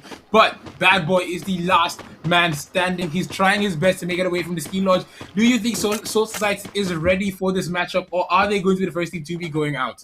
It's very unlikely to really predict anything this early into the game, but they definitely just suffered a very, very big loss. Hopefully they can, respond to this. Hopefully they can pick themselves back up. Hopefully the last man alive is an anchorman like Virox that we saw play yesterday. We're going to be getting a back between Underground Esports team and Crimson, mate, and boy, is neutral. And it just wasn't enough for him to evade A&M Jogo and IL Esports from what we can see. And it seems A&M Jogo has found a way to eliminate 3 players from IL Esports, who are known for being the more disciplined, the more determined esports team amongst their peers, and display those attributes in grand style. But still standing on top of the elimination, we have FNS with 4 elimination. Never mind as Naya and Jogo decides to overthrow them. PDX still yet to make their match, still yet to see in PDX go on a run, man, considering the fact that they in fact our reigning champion, and time after time they have shown us exactly why disputed champions. Do you think we're going to be seeing a team, take It does not. They playing with a very strong performance. In 3 matches, they've garnered 87 points. They might just be able to go for another 100 plus, another 150 plus points game, but that is only to be decided by the amount of eliminations they're able to pick up in this matchup. Crimson Myth Vengeance as Deku will be going down. He does need some help here by Wick. Wick was the man that took out one of the Underground Kings last time. Kings seem to be attacking from a solo, but they will be getting a knock on Nox with the V. Crimson almost gets a knock on the 2-man coming in from the Crimson. The backup comes in strong, but unfortunate. He was sent to the meat scratch. He's taking 1 for 2. Absolute cinema coming in from Luxin. So Society will be getting their shot in by Iman. Unable to get a finish, though, unfortunate for him, but they will be getting that first one in. The zone did handle all that for the Soul Society squad. Now, taking a look at Paradox, they will pick up their first elimination with a total of 6 eliminations on the board. Crimson Myth are not having a good time as they are currently facing off against Solo, the last man standing for his team. He might be getting eliminated. Oh, they are 2 standing for it from Zaza as he goes up against the Underground King. Unlucky for him here. Now Crimson Myth will be down to, no, they get a full squad revive. That was very, very solid from the day. But Solar Flare pick up their first elimination. They still have a lot to. Solar Flare are still sitting at 11th. Zoro, do you think they will be considering the fact that they do not have many matches left to play, but we kind of still are amongst the top 3 best esports teams in Nigeria, and the matchup seems to intensify now between them and Underground esports team seems to be at the forefront of this battle that's looking to emerge here between them. Go on, how does he make usage of this now? Over there, neutral, unlucky. Boatmaker is doing its best to take on. Luxin gets the super med kit up. Zaza is taking shots from Mitsuki. He will be going down. The car 98 is undefeated when it comes to situations like this. Solar Flare will be the first getting eliminated, bowing out with only 2 points of elimination. It is 5 eliminations to PDX. PDX taking a zone fight. See it from PDX very often. Well said, we do not usually see this playstyle coming in from PDX, but it seems that's the playstyle that they have realized is gonna get the job done in this particular matchup. Another battle should be emerging now between Society, and Windy gets the wind knocked off of him. Unlucky for him, but we still have Denrique. So that is exactly what you need from a support player. He stays in, he follows through, cleans up where Windy back in play, denying the Soul Society squad even a lick of points from that elimination that they would have got from that elimination. The PDX squad playing zone battles. Are they trying to flush out the rats that will be staying in the zone and trying to play their life more? It is 8 minutes into the game, 11 teams and 32 players. What do you think of top rated in this matchup? Top rated is performing quite averagely to be. They did quite well for themselves. Maybe they are still struggling to find the foothold in this matchup. Not whether they are struggling to keep up or they've just decided to not come occurring today, man. We see top rated sporting players though, they're quite happy. Maybe they've just decided to play a bit more safely today, man, because they did rack up 18 over here in Purgatory and they are enjoying this, man. They are bringing the heat. Denrique is still the best support player we have seen. He is doing very good for himself as he keeps his teammates up. And Wick, but Wick gets brought back very, very quickly. Peter now back to a full stand. Denrique is going down.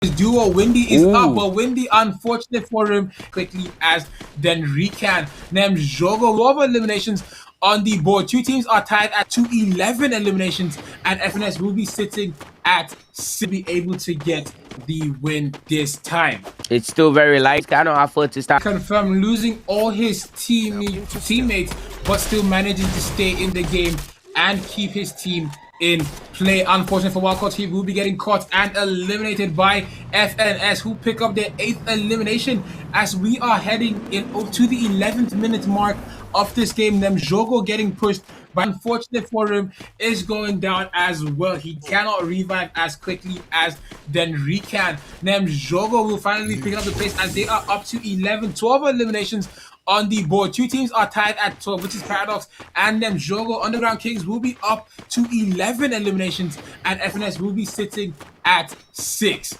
Zoro, do you think the FNS squad will be able to get the win this time? It's still very likely, man. 11 squads are still in this. There's still a lot of opportunity out there in the map, man. The teams cannot afford to start thinking of the teams in this have to stop thinking that their field is sealed at this point, and especially this early on. Usually 10 minutes into the game is not that early, but at this point where we still have 11 squads in this, you cannot afford to start thinking that your fate is sealed, man. Is sealed, man. You have to keep going for it, man. And FNS, with the players that they have, can still, you know, survive and maybe even win in this matchup. Crimson Mid loses multiple players, but they respond royally against PDX. They're looking to flee from the scene from what we can see, man.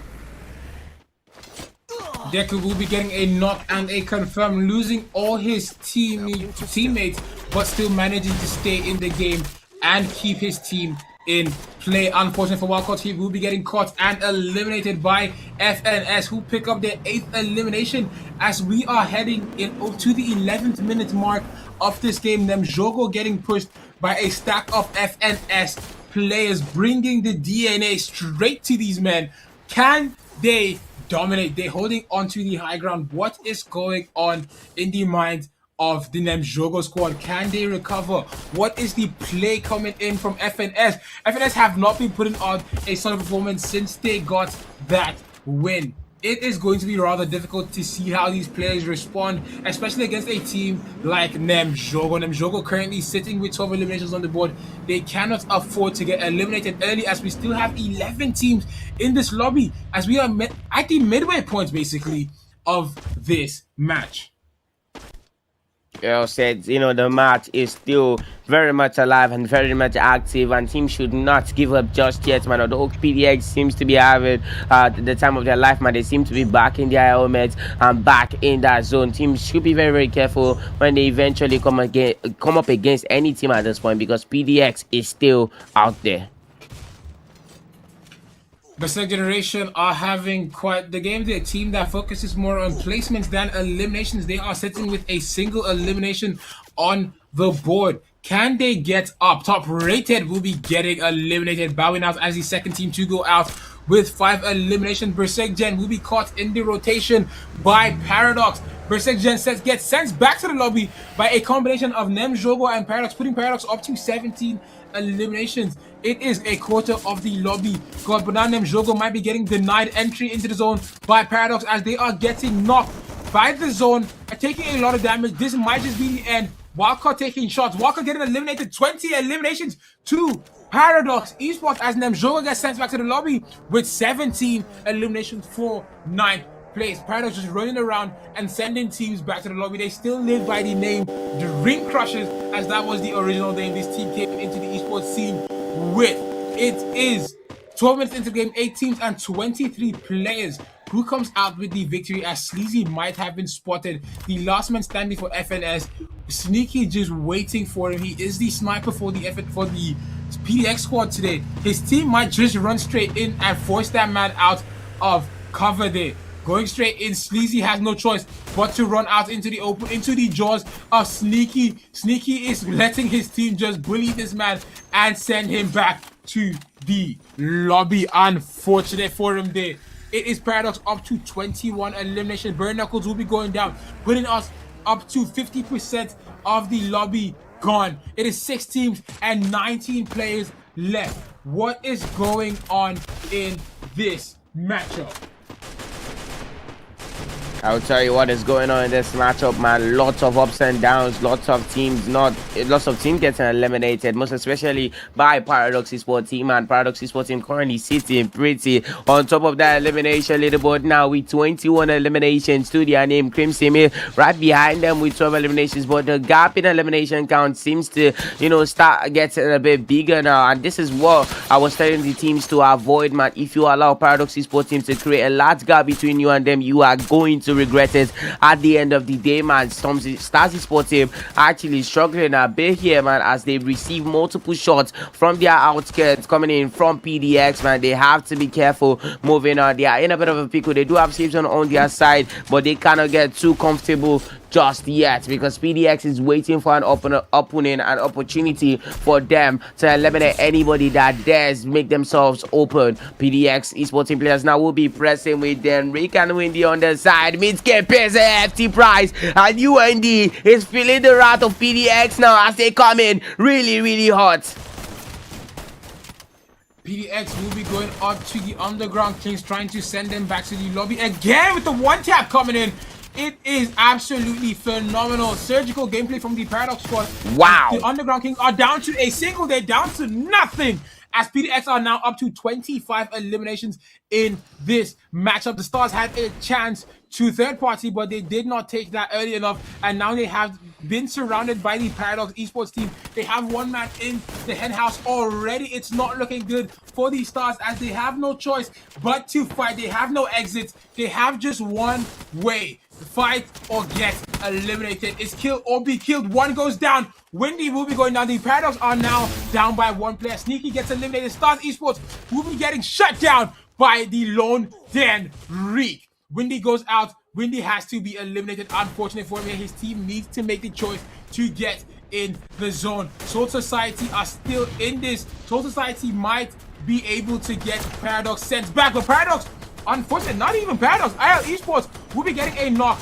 Might get a confirmation. IL Esports have the best spot in the zone right now. They get that knock again. Paradox will be getting the confirmation to send them back to the lobby. This is not looking good for Paradox, as the water is going to be the deciding factor. If they cannot get a knock, they get one sent back to the lobby. Unfortunate. Instincts will be going down. But Paradox on 30 kills will be bowing out as second. There is no way he's making it out of this. He gets eliminated. IL Esports claim their very first win on map 4 of this game. Wow, I don't even know whether I should be cheering for the winner or I should be cheering for the second place who has 30 eliminations, man. This is a very hard decision, a very tough seat that these players put us in, man. What a performance. This is why we tell the players not to rely on the placement points, because if your elimination point is just high enough, it can more than surpass the placement points. It can more than dominate the placement points, and that's exactly what we just saw, man. Now, if you do the math, if you do the calculations, you will realize that Paradox esports team, even though they did come in second, do have way more points than IL esports team that managed to walk away with the victory. That is exactly why we always advise these teams to not just see pretty, but to also go out there, go and walk, go and grab those eliminations and do what you do best, man. Do what you know and do what got you to this position in the first place, man. Big up to Paradox esports team, almost breaking their own elimination record. If only they had the players to do it, man. They only had 2 players and they were sort of stuck in the water, so it was a really tough spot for them to even just make their way out of, my book. Big shout out to IO esports team, man. They were sort of the snake under the green grass because we did not see them coming, man. They played a very subtle game, and they were really not that obvious in their movement, and that's pretty much one of the reasons why they were able to just stay under the radar and make their way into that final save zone and just grab that booyah easily too. So big ups to them. Even though they did not gather the most points in the matchup, they did gather a solid amount of points, and they are not gonna be too mad about that performance. It has been quite the performance, but we will be right back shortly. Do not forget to take a look at the highlights, as we will be back with map 5 shortly. Yes, we're trying to go for a revive again. The mini Uzi coming into play. It is the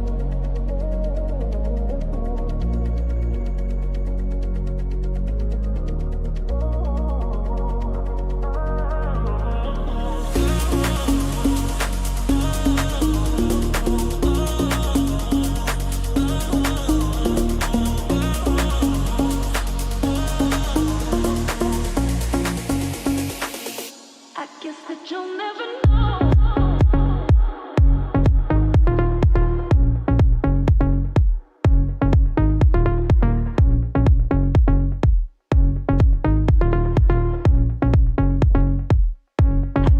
You'll never know.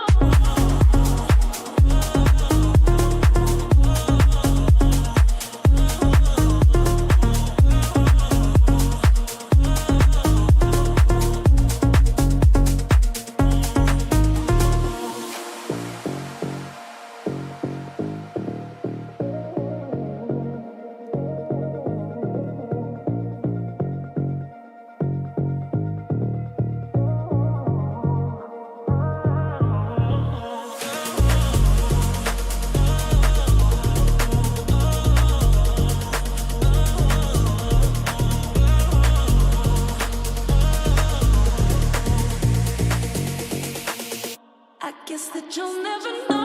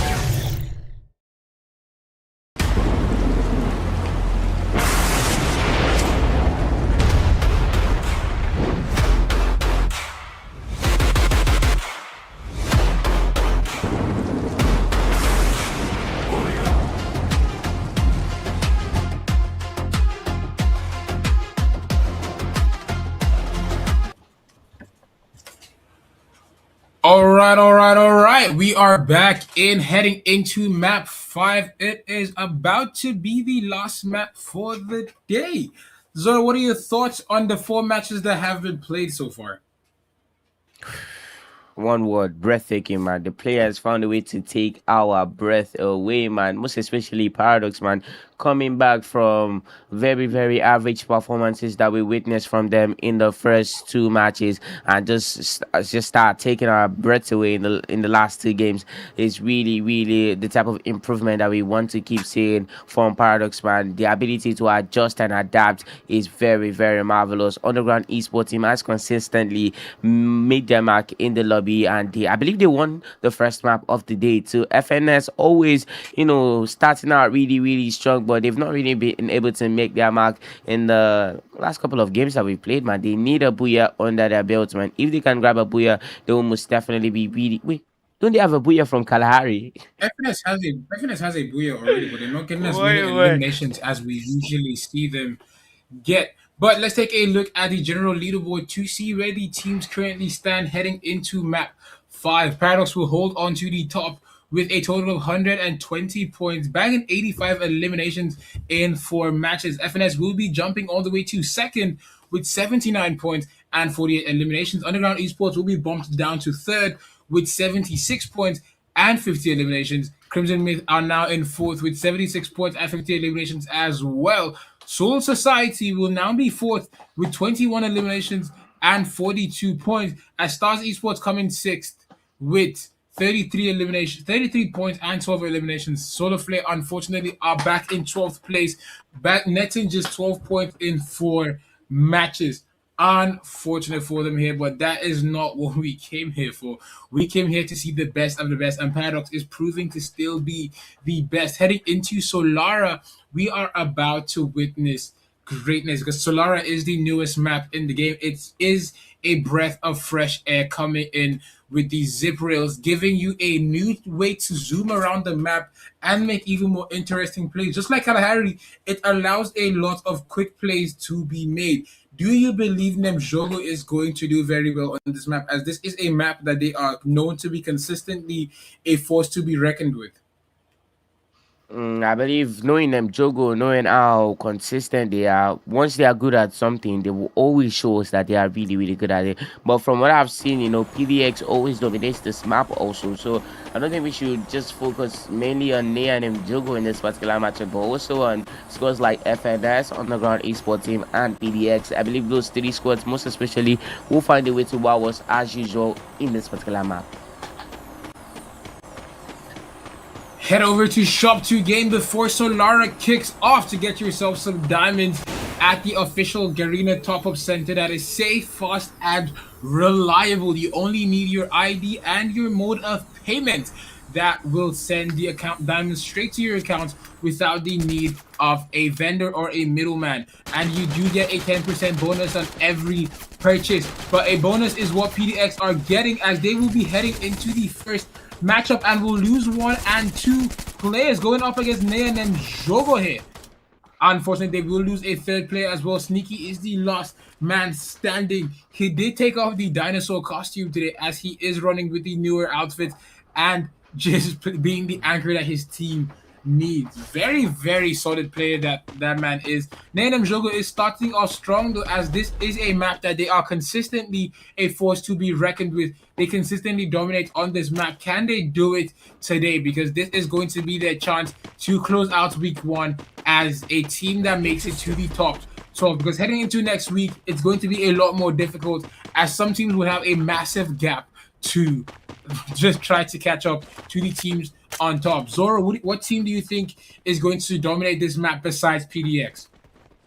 I think we might see more of Nea and Jogo, just as you predicted, man. Already they have 3 eliminations to their names, which means Nea and Jogo do know their stuff, and they will be looking to rack up as much points as possible in the map that they have been known to thrive the most in. But the thing about FNS is maps that, sort of have an integration of technology and nature in it. They usually find a way to to thrive in it. We saw exactly that happen yesterday in Exeter. We saw that happen in Kalahari today, and I believe we're gonna be seeing that happen once again over here in Solara map. They have managed to master the old technicalities of this type of matches and maps. We might be getting a battle between them and Stars Esports team over here. My Stars Esports team players Zuzu and Roko might be looking to lead the press for them. Tai Long will be looking to response from the other side too. So this might be a little bit of an interesting position that Star Esports team will be finding themselves in. Don't you agree, Mizino? Stars Esports team will be finding themselves in a battle against FNS, a very, very strong team, but today they are proving to be inconsistent as they will be falling in the hands of the Stars. Stars pick up one, but Shushu will be going down. Unlucky for him here. After responding, trying to get back for the man they just lost here. Tai Long is going in. He might just be the Dragon Warrior this time. Does he get eliminated by Roko? He will put Roko down and send him back to the lobby. Tai Long getting the backup from Tai Tung, but Jen Macien will be going down. His teammates trying to keep him up so desperately, but unfortunate for them, the treatment gun was not enough. Berserk Jen now down to just 2 players. The Underground Kings are doing their best to send them back to the lobby. There is a car and a zip rail. Which option are they going to go for? The car can be shut down, but will they even have a chance to make it to the zip rail? They take both options, splitting the vision of the Nemjogo squad. Which do they focus on? Do they shoot out the car? Do they get Charles on the zip rail? Charles might just be getting eliminated here. His teammate waits ahead for him. Never mind, they just keep going to the next drop point. That is a very smart play coming in from the Berserk generation. PDX then Reek will be down and getting eliminated by IL Esports, a team coming off a win. They said Tai Tung will be getting a knock and confirm. W gameplay coming in from IL Esports and FNS as well.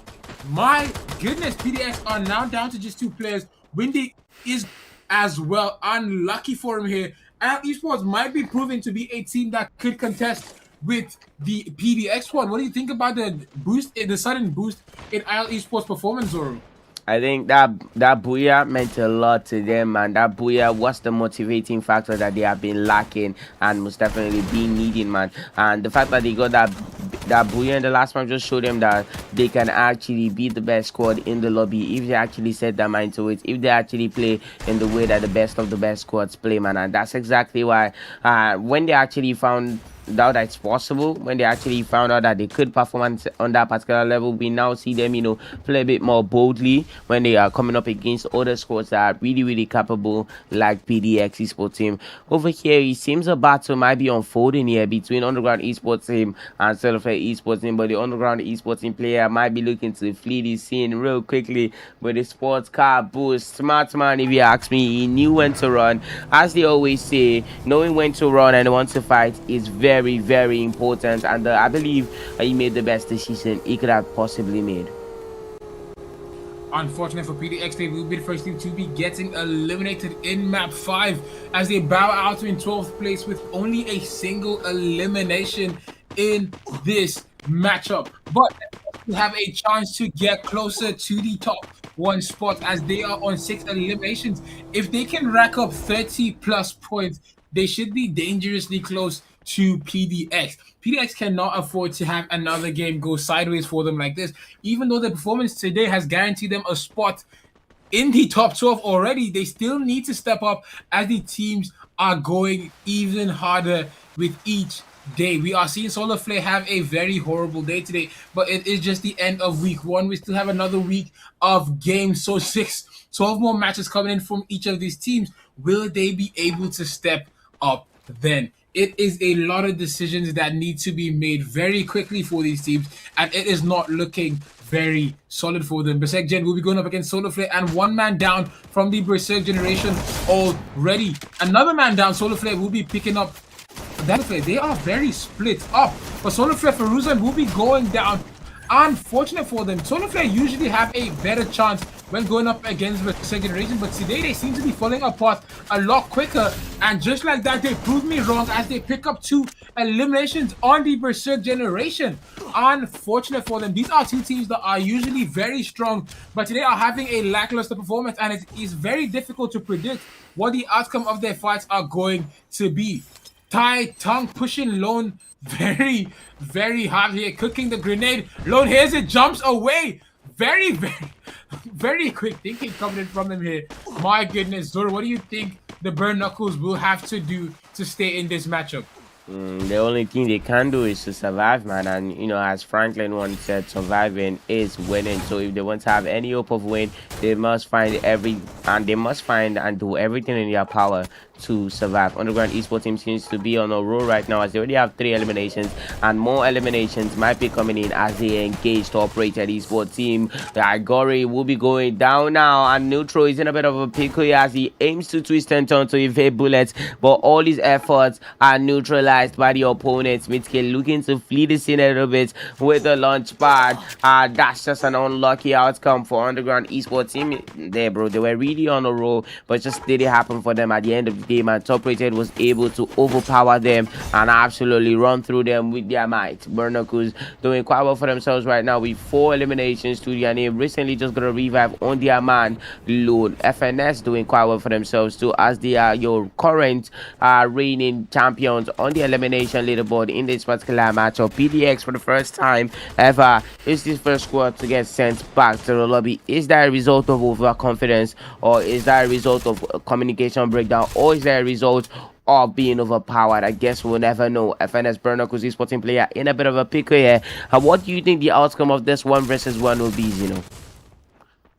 It looks like it has been decided already. FNS proved to be the better team when it got to that 1v1 situation. Unlucky for Lone, he keeps getting forced into 1v1 spots and getting eliminated. In this matchup, it looks like FNS are having an very uncontested run as they are the only team in double digits. Senzo goes down to the play zone, which is very unprecedented. I did not expect to see a knock by the play zone here. FNS, I just said they're having an uncontested run and they will be losing 2 players. Time Turner goes up. It's chrono time. Can he get a knock here? He's going for a quick res. It's not possible. Unlucky for Tai Lung here. Does he win this? He needs to win this. The Mag 7 is still proving to be a very dangerous gun when it comes to close quarters. He's getting back up. It is not looking great for FNS. They have the momentum. Are they going to get shot down? They are going to feel it if they get shot down, because they will be the second team to go out, and the 11 points they've gotten from KP will come to absolute nothing because they're not able to gain even more points from those placement points. You need a solid mix of both, especially when you have a team like PDX in your lobby. But PDX has been sent out early, so this is their chance to close the gap. They need to do that. Nanem Jogo will be up to 6 eliminations on the board, and they are doing their best to stay in. We've yet to see them have a very solid run with the eliminations, but they are still trying their hardest to get above the SLF squad. They could not get that high ground to make it a 3D battle, but they will be having a knock on SLF. They will have Yarin go down and Prolex go down as well. The Russia is playing the role of the sniper now, and unlucky for him, 2 of his teammates are down. Anjo has to play to get the knock. He has to play to get that revive. He has to try his best to even it out. But Soul Society will get sent back to the lobby. Solarflare might be getting eliminated. Sorry, I said Solarflare. Nem Jogo might be getting eliminated as Stars are in front of Walcott. Walcott is the last man standing. What could possibly be going through his mind now? Solarflare are doing good for themselves with 7 eliminations. Zoro, do you think they can make it to the top 6 in this match? It doesn't seem likely, man, with the performances they gave us in the first 2 games. Although in the last 2 games too, they have performed quite standardly, but they have got to do more if they want to find themselves on that first half that consists of the top 6 teams, man, because the top 6 teams are not slowing down. The top 6 teams have been really consistent, so it's gonna take almost a miracle for them to break through that barrier and just find a team to overpower and overthrow in that top 6. But hey, it's never over until it's over, right? So maybe some of the top 6 teams will start flopping like PDX just did. So speaking of flopping, so Society also joins PDX as they also get sent back to the lobby.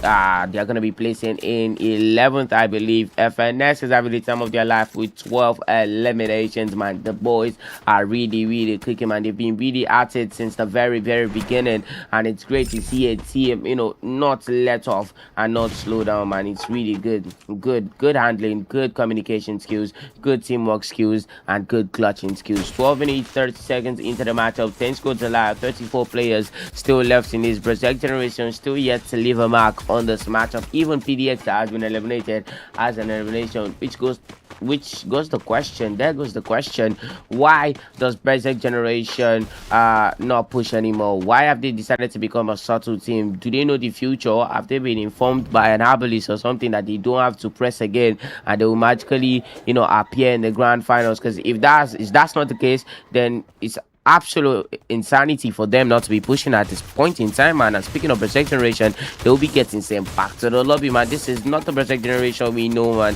They need to revisit the drawing board, they need to revisit their strategy, and they need to cook up something that will actually work in the next match.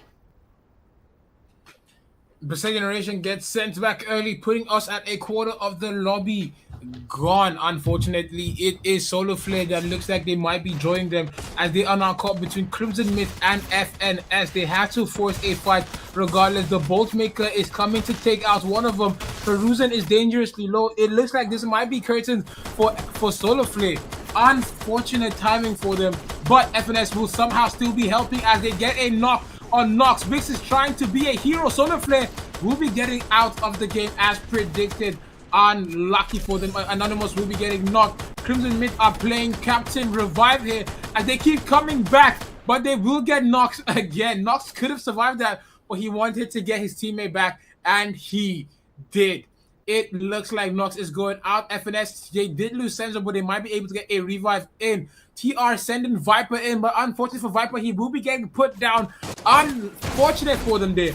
Underground Kings send Burn Knuckles back to the lobby. The Underground Kings have been responsible for sending at least 2 teams back to the lobby in today's games. They are doing pretty good for themselves, but they are not up to standard yet. They are not getting double digits eliminations, and it is going to be quite some time before we see them do just that. Crimson Myth are yet again about to go double digits with 9 eliminations on the board. FNS might have just been sent back to the lobby. Unfortunate for them there. They were unable to push themselves even higher to close the gap with the PDX squad. They finished off with 14 eliminations. Named Jogo, a team expected to dominate this map, will be getting sent out and back to the lobby to prep for the 6th and final map for today. It is 5 teams and 17 players left, 15 minutes into the game. Underground Kings up to 7 eliminations. No team left alive is in double digits this yet. Deku needs to go out. He will be getting eliminated. Unlucky for him here. Top rated will lose one. Underground Kings are holding on to the edge of the map, fighting at the edge of the movie set. What team comes out on top here? Wick is he might just be getting put out of the game here. The zone sends him down. Hash gets an elimination on him. Stars are now up to 6 eliminations on the board here. Anonymous is the last man standing for the Crimson Myth, a team that has put up a solid performance. It is a masterclass game from the Crimson Myth on how to come back, but Stars IL Esports are still in play. Underground Kings seem to have the best spots as the zone is going to pull everyone towards them now. Crimson Myth gets sent back to the lobby, falling to the zone. Unlucky for them there. It is Underground Kings holding on to the spot, the rock here, holding on and denying the team's entry into the zone. A very solid play, a very smart play. Can they do this? If they do this right, they will be securing yet another win today, which will be well deserved, as they are a team that is forcing IL Esports to take spot, but they are giving up the rock, and now they will be having Stars go behind them. They gave up God spot. They might just be getting eliminated. A third party comes in. Neutral will be going down. IL Esports have a chance to rotate in. Blanca is playing it safe. Blanca is playing it last. Blanca gets spotted. He spots Akai. He almost gets a knock here. Underground King, why He gets that knock and gets it confirmed. Blanca is getting top rated into the game still. Underground Kings losing even more players. Giving up the rock was not the decision they wanted to make. Their Mitsuki is low. Neutral is back in play. Looks in back in play. Esports will be getting an elimination on the Stars. Stars Esports are still in the game. Stars will get a knock on our Esports. Spreezen is down.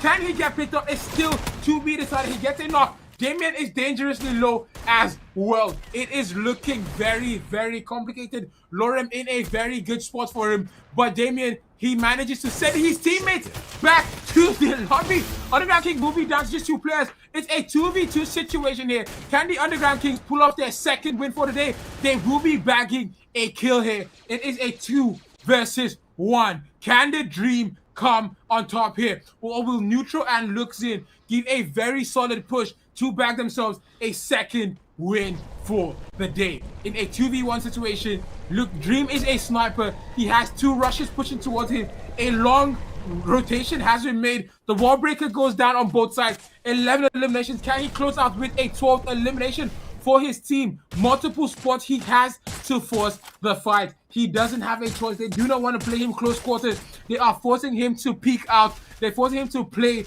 the long range battle. He cannot win a long range versus 2 people right about now, as they are playing close to each other, close enough to get a revive if we have a knock situation happen here. Dream still trying his best to find one man. His walls are getting obliterated. They are getting melted. The zone is taking a lot of his damage. He is tanking it, but unlucky for him, he's running out of glue walls.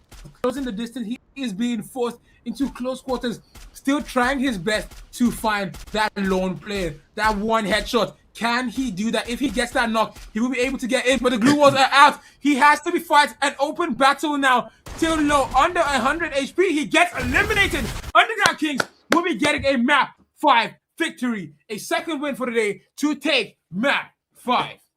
Easy GG's for UNT in the final save zone, man. This is why we always say consistency is key, and that's why they're gonna be grabbing their second booyah of the day, man. The team never let off. They were really consistent with it, really aggressive, not subtle. They were really bold with their approaches too. They tried out new things, played really creatively, and no doubt that's mainly the reasons why they are where they are today, and they are most definitely gonna be very happy about that result. And the funniest thing about our final save zone battle was between the 2 teams here that have already won today. Both teams who seem to be Group C teams, which shows us that the Group C teams are absolutely terrorizing the entirety of the Group A teams, which is unexpected, to be honest. Because if you showed me the teams in Group A, yeah, and you showed me the teams in Group C, I would have told you that the Group A teams are easily going to dominate the Group C. And as I mentioned, even when we're starting today's show, today's live stream, I said it might be more of an uphill battle for the Group C teams, but it's really great to see the Group C teams actually step up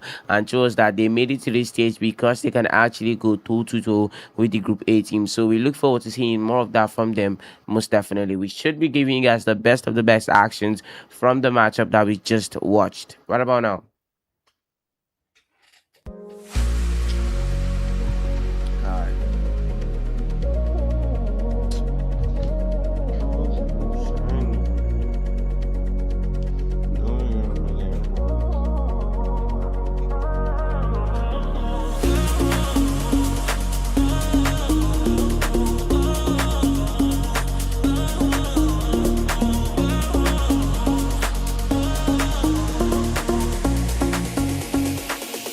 I guess that you'll never know.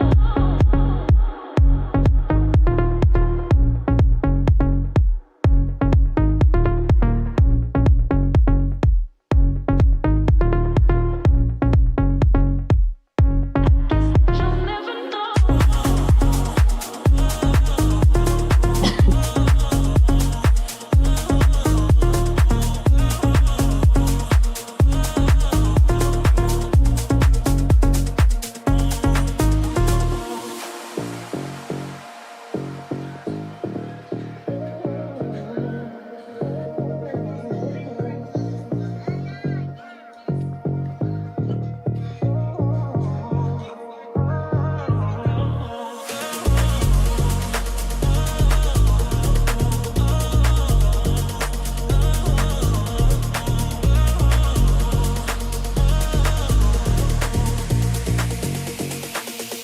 I guess that you'll never know.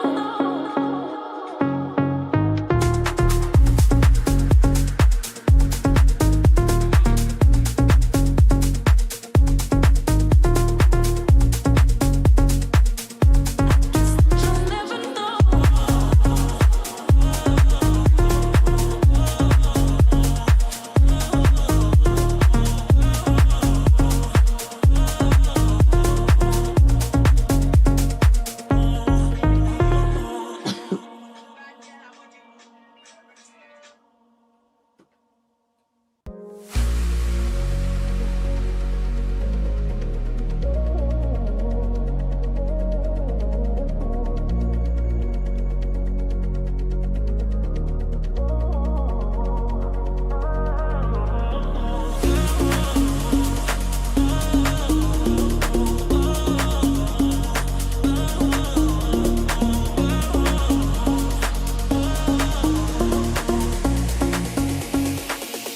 I guess that you'll never know.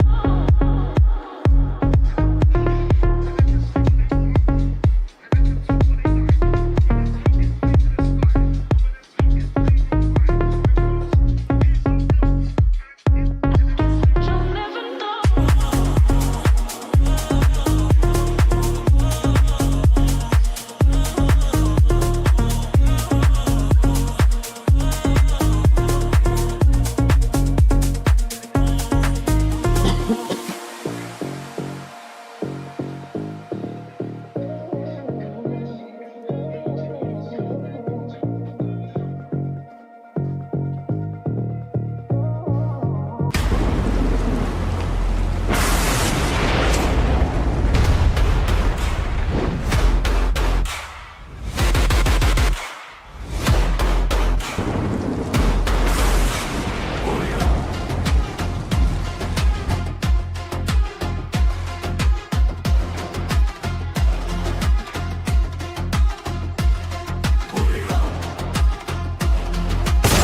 Trip.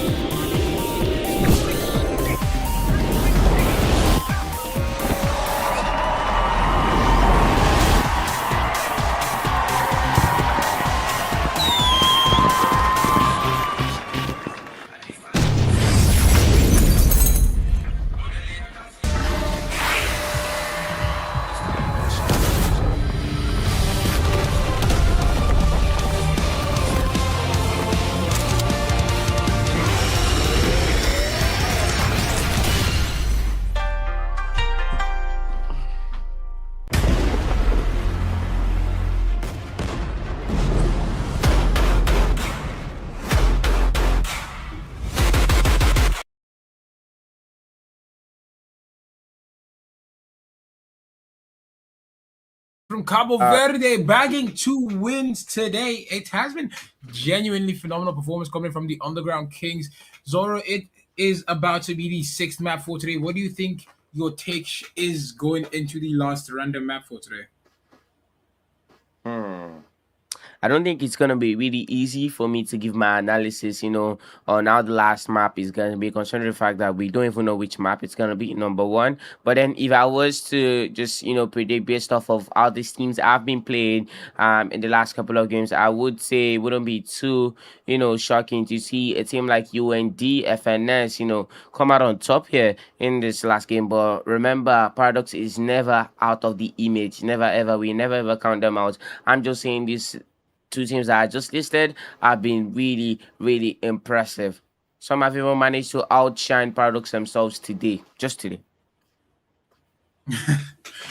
But let's take a look at the leaderboard to see where everyone stands so far. At the end of 5 maps, the Paradox are still on top with 121 points with 86 eliminations. Underground will go back to taking 2nd place with 100 points and 62 eliminations. FNS will be in 3rd with 62 eliminations and 97 points. Crimson Myth will be in with 59 eliminations and 91 points. Nayanem Jogo will be with 46 points and 31 eliminations, while Stars hold 5th place with 21 eliminations and 49 points. The top 6 teams are holding strong. The top teams are battling it out by just 31 points, just 30 points actually.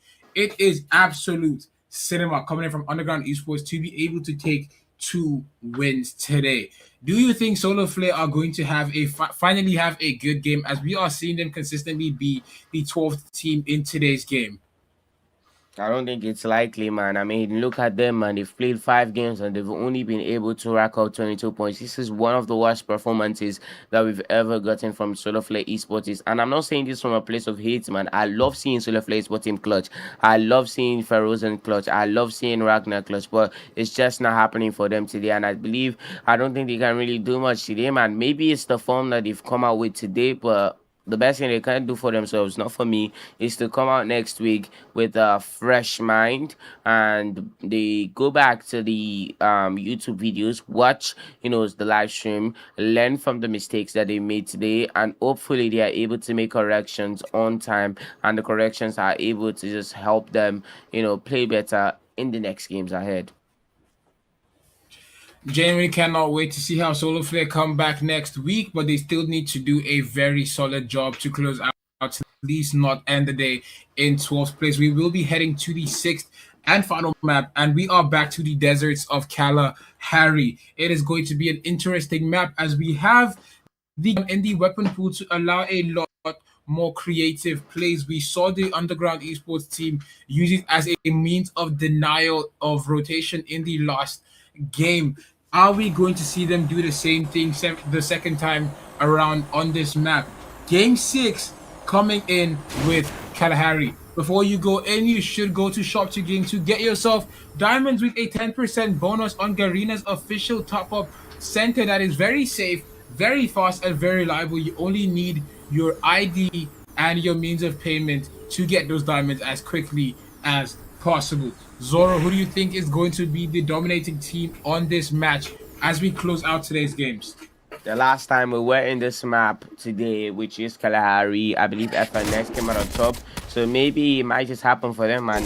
Maybe if these teams have not learned from the mistake that they made the last time that they went up against FNS in this map, history will be repeating itself, man. And as we can see once again, FNS already taking charge of the Kalahari map, man. This is what we love to see from teams, man. Consistency, consistency, consistency. A team that is consistent is very, very disciplined. And now, if FNS continues at this rate, I'm pretty sure they will be able to just go toe-to-toe with Paradox Esports team one of these days, man. One of these days. But big shout out, big kudos to Paradox. Even with a bad performance in that last game, they still remain on top. top and with a very, very big gap between them and second place. So yeah, hopefully they don't play the same way in this particular map, because they still do need to add up some extra points, just further widen the gap between them and the Group B teams. On the overall leaderboard, I believe we might be getting the overall leaderboard set today, which will be really, really insane to see, man. We want to really see how the teams close out week 1 of the knockout stage, man. I'm really pumped for that. You guys should really be pumped for that. I'm picking up pump, man. Players are really applying energy here against Paradox Esports team. Paradox Esports are down to a single player, unfortunate for them, as they have been getting obliterated by the Soul Society. And Soul Society will be getting deleted by Berserk Generation. They finally have their foot on the gas, as they will be sending the Soul Society back to the lobby in one fell swoop, coming in with 6 eliminations off rip. It is absolutely insane. Tai Tung will be going down. Unlucky for him here. It is 2 eliminations to FNS. They lose a second player. Unluckily, can they get back up? They have already gotten a win on this map earlier today. Can they recreate it, as we are on the second pass for this map? Or do they get overpowered and outplayed by the Underground Kings, who are already on a 2-game win? That would definitely be really, really impressive, man, if they can pull that off. But speaking of Berserk Generation, man, it's great to see that they have not given up hope just yet, man. I believe players like DJ Star are finally stepping up for the esports team, and they have to keep it going, man. But it's really disappointing on another account to see them finally step up at the end, man. They could have, played like this from the very beginning, but I guess that's just how today went for them. Hopefully, it's not how every other day apart from today goes for them, man, because trust me, my Berserk Generation is a team we love to see on a good day, bro. Berserk Generation up to 6 eliminations. They are currently leading the pace of this lobby, but it looks like Nemjogo are having problem here. Walcott has been spotted by Neutral and Luxin and might just be getting shot out and sent back early. It looks like Nemjogo. Whoa! Yaren will be coming in from an off angle to get a knock. Very solid knock on Neutral, actually. Walcott stands behind, only getting a one tap. He looks in, will shut it down. Walcott tried his best to fight back, but Luxin shut that down with a decisive one tap. Unlucky for him there. Underground Kings are trying to get that treble today. They're trying to take it back to close out the day for Cabo Verde, as they took the first win. And if they do well, they will be able to take the last win, winning 50% of the games today. It will be really interesting to see, but it's going to be rather difficult to pull off. As we are 4 minutes into the game, it is still 11 teams and 44 players. Solo Flare, the last time they were on this map, they were the first team to be getting eliminated, but it looks like they might be doing a lot better now. Peruzan will be getting knocked but picked up. Zor, do you think IL Esports is a team that should be dominating Solo Flare the way we've seen them do today? Or are Solo Flare just having a very off day today? We know Solo Flare Esports team way more than we know IL Esports team, because Solo Flare Esports team was here last season. They participated last season, and they did not just participate, they made their way to the finals too. So we sort of know them more. We know them as a team that has more than the potential needed to make their way into the finals. So it's really hard to say whether they are just having a bad day or IL Esports team is way stronger than them. But from what we've seen, man, from all the interactions that they've had between them and IL Esports team, it's safe to say that IL Esports team is currently better than them. Maybe if Solo Flare Esports team eventually come out harder the next time they actually come up against each other, we will then be able to decide whether that's the overall situation between the two of them, whether IL Esports team is the better team overall. I believe we'll be finding out next week for sure, when we eventually close out the knockout stage. I can't wait to see what the final leaderboard looks like for the teams today, as we will be closing out week 1 with this match. I don't even know who to expect as MVP for today, because we've had a lot of great performances coming in from these players. Sneaky will be getting put down. Unfortunate for him, Shushu will catch him lacking there as he was taking his time to let his teammates get a bit closer before they get into that fight against the Stars. Stars are down to 2 players with 1,400 coins. They should be able to get that revive on. Crimson Mid are starting to get active as they are crashing on Zaza. He will be getting knocked and getting eliminated. Unlucky for him here. But Stars Shushu will be going down and eliminated by Ledex. They did get their pound of flesh back. My goodness, what is going on with Paradox? They are on 3 eliminations already, while for Sec Generation are finally getting active today with 9 eliminations on the board already. IR Esports are now up to 4 eliminations. They have a win under their belts. Can they get a second to close out today, or will they be getting shut down by the Underground Kings, who need to defend their spot? 2 teams are 1 kill away from making double digits. What is going to be the pace of the final zone, Zoro? I believe it's gonna be really, really fast paced. I can't lie. All these teams are hungry. All these teams are hungry for eliminations, and I believe everybody's just going to be in that go-getter mode right now, man. So the best thing I can say for these teams is to stay very, very alert and sharp, because if you want to, eliminate or overcome any of these teams, you have to be sharper, you have to be wiser, and you most especially have to be faster and more accurate. And now we see a battle unfold between Underground Esports team Ane and Jogo, where Prolex just suffered, an overpowering position he found himself in, man. Crimson Mid to be a player here as Deku gets knocked. It seems top rated has finally decided to deal with them a little bit. Stars Esports team might be losing a player, and the battle between Crimson Esports team and the top rated will be hitting up a bit more. The battle heated up but ended very quickly as the Crimson Myth player was caught alone by a full stack of top-rated players. They will be bagging their 4th elimination for this game as the Underground Kings will be up to 11 on the leaderboard. Crimson Myth are down to 2 players with 4 eliminations on the board. They are a team that has been consistently going double digits, and they need to pull that off again in these final matchups. Solar Flare have yet to break double digits today, as the highest kills we saw from them in a single match was 8 eliminations.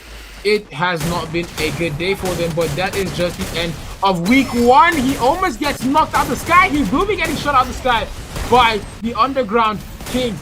Oh! First generation will be sent back to the lobby, denied the double digits as they go out at 9 and do not get that finish that would have sent them up by a single point more. 9 minutes into the game, it is 10 teams and 37 players. Underground Kings are up to 15 eliminations. It is 2 teams gone and 10 still competing. Second zone pulling toward the third. The zone is getting smaller. Solar Flare will now be in command post going up against FNS, while Burn Knuckles are just ratting it out, trying their best to stay alive and make it for placement. But is that the best strategy to attack this game with Zoro? It is the worst, actually. We've seen it backfire, especially for Burnockers multiple times. We saw it happen at Bermuda, where they just sort of banked on that Booyah point, and it just didn't happen for them at the end of the day, whereby PDX, who have been tagged as dream crushers in the past, crush their dreams. So and we also see them in the same location as PDX right now. So maybe once again PDX is gonna crush their dreams of making it into that final season, and depending on that Booyah. Underground Esports team though is on a roll, man. I love teams like this, man. I love teams that are really, really consistent with the eliminations. I love teams that don't always all about that just having massive elimination counts once in a while, like like ELT Esports team example, man. They played a horrible game in the first 5 games, and then at the end of the day we saw them rack up 17 eliminations. We do not like teams like that, man. We love teams that are really, really consistent, just like Underground Esports team, man. Keep it flowing, man. The fans are definitely loving the energy. And once again, Burnockers Esports team approach to the game backfires, man. They get sent back to the lobby 10th. And with that, it is a quarter of the lobby gone. Ooh, BS will be getting sneaky. double knocks with the Car 98K. Very solid weapon, but Sneaky will be getting put down and then Reek unable to make it there. The support will definitely feel bad as he let the enemy team get that point. But forget the point. Underground Kings are now up to 19 eliminations. Catching this last player standing knock and elimination, then Reek will definitely feel better for himself now as he let them get a point, but he got that point back. Nayanem Jogo will be trying to go for a denial play as they see PDX at the bottom of the hill in a terrible spot. Can they get this elimination or will they be getting eliminated? 11 minutes into the game, it is 9 teams and 33 players left. Blanca gets spotted. Blanca gets eliminated. Deku is doing his best to keep them in, but Deku gets knocked from a distance. The Viper is terrified. Crimson Mid will have knocks going in as the rusher. He goes and gets a trade, but is unable to get that finish. Wick goes in to get a cleanup. Can Wick do it? The sniper is working. Wick will get that trade hit, but it looks like Wick might be getting eliminated. Wick somehow manages to get the top right to the lobby. Unfortunate for them here. Nayanem Jogo will still be. Did you see Crimson Mist surviving that battle just now? I did not see it coming, man, but somehow, some way they managed to stay alive, man, and that's just it about today's group stages. That's just it about today's knockout stage games, man. It's really, really has been unpredictable, man. You think one team is gonna survive, then they get eliminated. You think one team is gonna get eliminated, and then they find a way to turn the tables on the opposing squad. So, and we love it, you know. It keeps us at the edge of our seats. It lets us have something to say about it, but at the same time, it's really, really scary to see that you can hardly predict what's gonna happen, especially this late into the matchup. 7 squads in this, 26 players left. Underground esports team is getting closer to hitting that 20 kill bomb, as Zeno would love to say. If you're just joining us, welcome to the FFWS Africa 2026 Fall Split Edition. Make sure to head over to Shop to Game to grab your diamonds, but for now you can still grab your seats and watch the matchup as it unfolds. PDX esports team looking to keep themselves in this matchup, and not just keep themselves in this, but also dominate the matchup. Let X be getting dropped. Windy gets dropped. How does this play out for PDX? PDX seem to, they now need to hunker down and get those revives in as the Underground Kings are playing a perfect game of denial, getting FNS 1 down, putting them up to 20 eliminations on this matchup. They can actively deny rotation for 3 teams in this game, and they are playing multiple sides. Actually, they're playing a split game where 2 of their teammates are denying half the lobby and the other 2 are denying the other half, except the other 2 have 3 teams behind them and 1 just had only Crimson Mid behind. They send Crimson Mid back to the lobby, putting us at 50% of the lobby left. Stars Esports are getting overrun by the PDX squad. They catch the solo star plan Lanskin, and he will be getting eliminated.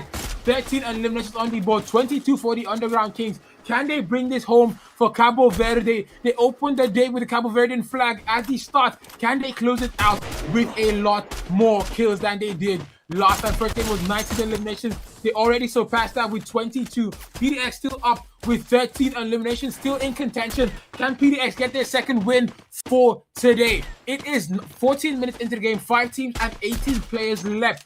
Luke Zid has to be your MVP for this matchup as he is single-handedly holding on to 10 eliminations. The UND squad will be giving up their top spot as it is no longer a viable spot to play, but they still need to play God. They need to find the new God spot as they might just be able to get a win on this map. PDX are now going in. They see it. They know FNX is in here. They have a grenade go in. Multiple grenades going in. They are crashing in. They get a knock. FNS are being overrun and might just be sent back to the lobby by the Paradox esports team, but they do have 2 players knocked and they get a quick revive. Nayanem Jogo gets sent back to the lobby. It is now your top 3 team. 24 eliminations to Underground Kings. Coming in number 1, Paradox Esports will be with 17 eliminations on the board. Solar Flare are having their best placement yet, but with 5 eliminations, can they get even more? Can they play their life a lot better? The zone is not being kind to them, and Neutral is denying them the chance to rotate their launch, but he will be overshooting. Solar Flare will be bowing out in 3rd place. The Boatmaker is putting a lot of damage on the PDX squad. Neutral will be going down. Unlucky for him here, but he gets picked off very, very quickly. It is your new kill leaders versus the reigning champions. Oh Who comes out boy. on top of this matchup? The high ground versus the low ground. The bolt maker is still doing a lot of damage. Paradox are dangerously low. Underground Kings are not trying to give up the spot because if they can win this 4v4, they will now be the second in FFWS history in Africa to get 32 kills in a single match, and they will close out the day for Verde to take the third win for the day and the second win to close out the match. My goodness, what a game from Underground King.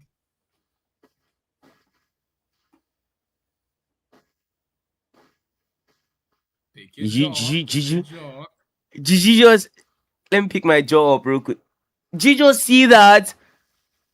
What is on the bro? I did not see any team breaking Paradox Esports record anytime soon. But this team, they kept at it. You know, I've been glazing them a bit since morning. I feel like, oh, they've been really consistent with their eliminations, and this is why they always say consistency is the key, man. If you keep plunging away and keep plunging away, you will most definitely break through that door. And they just broke through another door, man. They are now the only team to have really given Paradox Esports team a run for their money. And I don't think Paradox Esports team is gonna be really happy that they are here, man, because they are dragging everything with them right now, man. They are going neck and neck with each other. And I got really excited, you know, when we actually got to see them go 4v4 with each other in that final season. That position, that whole case study, it meant a lot to me. You know, we got to evaluate just how well, just how much they fare in comparison with each other, and what a dominative performance from the Underground Esports team players, man. They did not let the fact that Safe Zone was, you know, pressing them down the hill get to them, man. They used their grappling hook smartly, found a way to get a drop off of 3 players in a matter of seconds. That's what we see about these deadly teams, man. They know how to destroy a squad. They know how to break your squad apart in a matter of seconds. Like, if you are not careful, they will destroy you like this, and that's exactly what they did, man. Like, I love seeing squads that can do stuff like that, man. And we love seeing the fact that Africa also has squads that are capable and are more than deadly in any stage that they find themselves in. But yeah, that's gonna be all from us for now, as we should be getting you guys the best of the best actions from that amazing, astonishing matchup.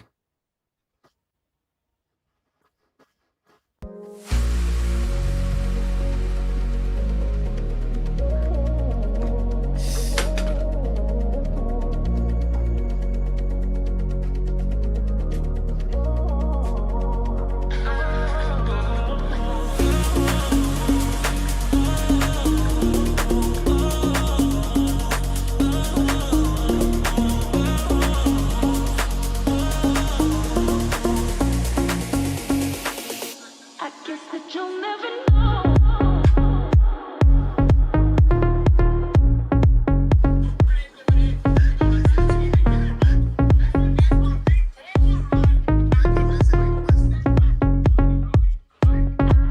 You'll never know.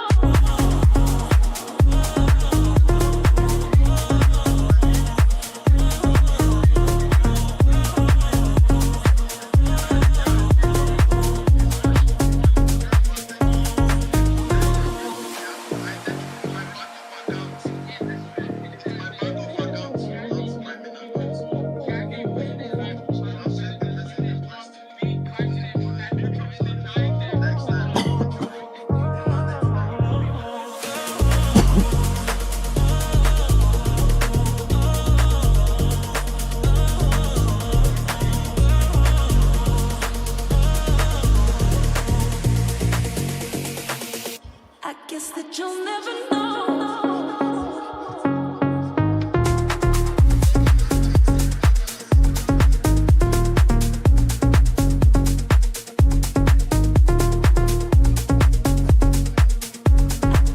You'll never know.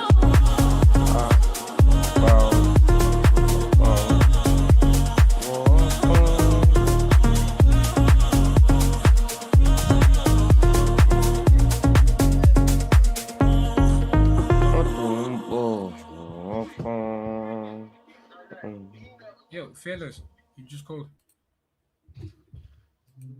Welcome back. Welcome back, ladies and gentlemen, man. And what a show Underground Esports team just put up for us, man. I don't even have the words to describe how I'm feeling right now, man. It's great. It's more than great to see that these players, these teams are capable of going toe to toe with Paradox Esports team, and they're gonna be able to put on an amazing show for us, man. It means that it's no longer gonna be a one-sided show. And me and Zina have been more than praying for a team to step up to Paradox Esports team, man. Don't you agree with me, Zino? I do agree indeed, and it was quite the poetic game for the Underground Kings as they started off today, denying Paradox map one, going out of that map with 19 eliminations. And in the second map, they matched Paradox kill record and deny Paradox a win again as they go out with 32 eliminations to take the win. They took half the maps played today, which is a very phenomenal performance coming in from these players. But I don't know if we're going to see the general leaderboard first or we're going to see the MVP, because I think I do want to see the MVP before Oh the boy, leaderboard. it's But not the general. I was hoping to see the this general. oh wow. Paradox will still is this updated? It's not updated. It's not fully updated yet. No.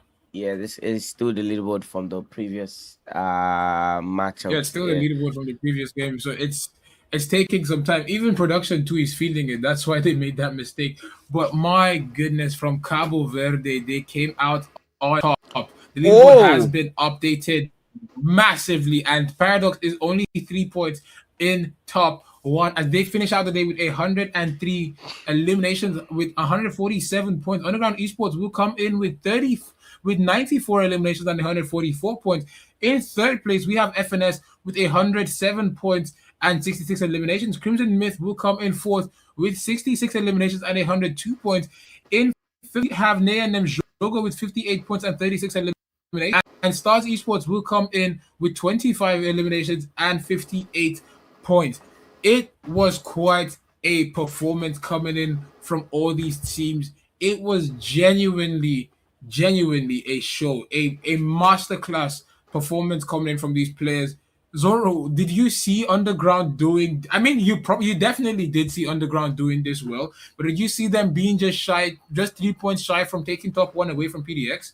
no, bro. This leaderboard is eerie to me, man. Because I genuinely thought they did enough, but it seems they have not done enough, man. They still have to go back to the drawing board. They still have to keep plunging away, man. And right here, you can see the power of eliminations, man. The power of eliminations has been undermined for far too long, and I keep trying to, shed light to the power of eliminations, man. That's exactly why Paradox is still on top, man. They also put out 30 kills, and they also, I believe, had lots of consistent kills, man. They never, let off. I believe Underground Esports team was not active in just one match out of all the six, and that's one of the reasons why, PDX is still on top, and that's just the power of eliminations, man. Eliminations can withstand and stand up to 3 years as we all just saw. But yeah, that's fast shield of that. Zeno, which player do you think is gonna be crowned our most valuable player for today? If you are just joining and you are not aware, our most valuable player will be decorated. Oh, I just got MVP should information. be. What's going on? Zeno, you'll not believe it. Ask me again. What's going on? Ask Going me on? again. My strength is too much. We Zoro, just what's got going on? information, yeah, that you guys are gonna be seeing the overall standings, yeah, for the week one knockout stage. So everybody is going to know where they stand currently on the overall leaderboard. They are going to see the results of all their hard work from the games that they played today. Isn't that amazing? That is actually insane. The fact that we are now able to calculate that very, very quickly, so each team knows what they are heading into week two of the knockouts with is a very solid stand. But you know what else is solid? Shop to game, as it is the best spot to get your Solid. diamonds. It is Garena's official top up site. Very safe, very fast, very reliable, with a 10% bonus on every purchase. It only comes from the website. 10%. You cannot get that by shopping on the game itself. So do check out the Shop to Game website, as it helps Garena brings more tournament to us, and even with larger prize pools. So, ladies and gentlemen, we will be looking at our MVP shortly, and I do believe it should be a player from UND as they had the best performance today. They took Hmm. three maps in. They took three maps in total, and honestly, that should guarantee that team is You going know, to produce the MVP. I beg to differ, to be honest, because I believe the MVP is the player that has been, most deadly. Yeah, the most deadly player in the Yeah. entire matches, not just the teams that has managed to find a way to, end up on top of each games, man. And I believe PDX do have the players for that, man. PDX indeed do have the players for that, but you have to understand that Neutral has been consistently dropping 10 All kills right, let's for do his team. something. Let's do something, yeah? Let's do something.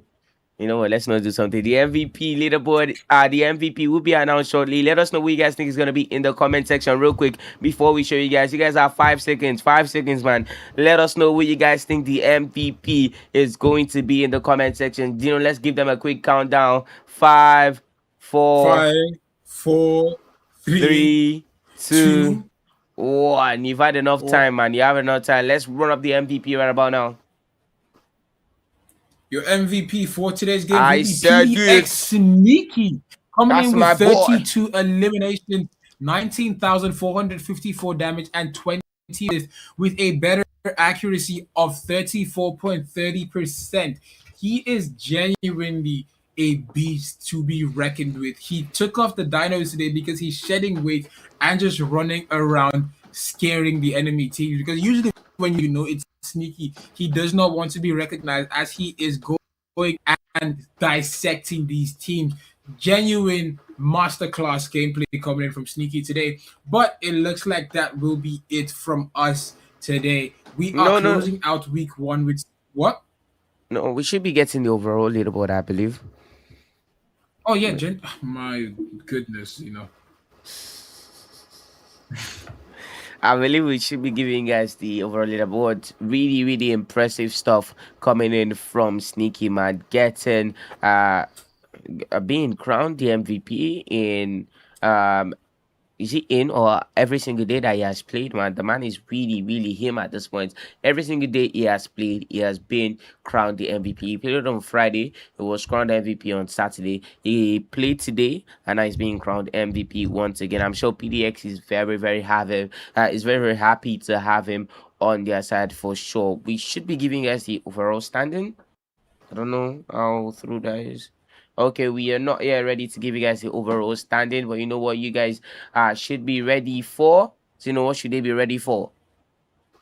I'm wondering as well. I'm wondering They as well. should be ready to spend their money in Shop to Game. Head over to the Shop to Game website, as you can see from all the highlights and all the adverts that we've shown you guys today. Garena has some brand new skins available for you to go get in the store, in the Prime store. If you're a Primate player like me, if our strength is too much, or if you're a player that loves to spin, you can head over to the Lucky Royale and spin for your favorite bundles, man. Grab the woodpecker. I believe it's the woodpecker. I've forgotten the name, but the woodpecker is so beautiful, man. I believe this guy was using it from PDX. Was it Sneaky or this guy, the Enrique? They were using that skin. It's a very, very beautiful skin, quite explosive too. And Garena has some fresh bundles. If you want to drip up like me, swag boy. I'm joking, I don't have drip, but you get the vibe. You get the vibe. If you want to drip up your characters too, head over to the store and grab that bundle. And now we're gonna be giving you guys the overall standings. Are you ready? The overall standings will be as follows. Let's Take get a look it. right now. Paradox Esports will still be on Fire. top with 344 points to close out week one. Underground Esports will jump in very close with 265. FNS will jump into third place with 225. Crimson Myth in fourth with 181. Vent Esports bumped down to fifth with 180. Necro Venoms will still be in play with 152 points. Nanem Jogo for seventh with 137. Berserk Generation still in top 12 with 128. Dead Points with 125 for ninth place. Solar Flare are still in with 85.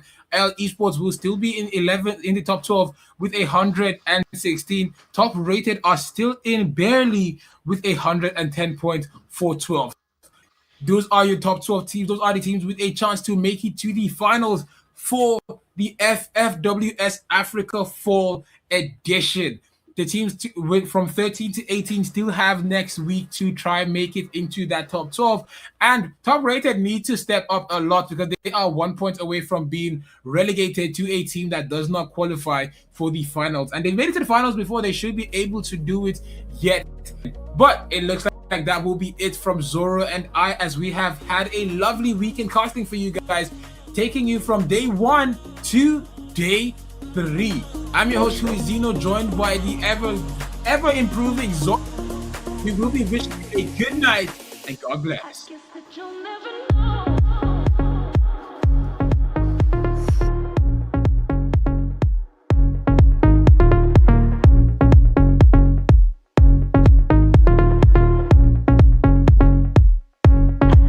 You'll never know.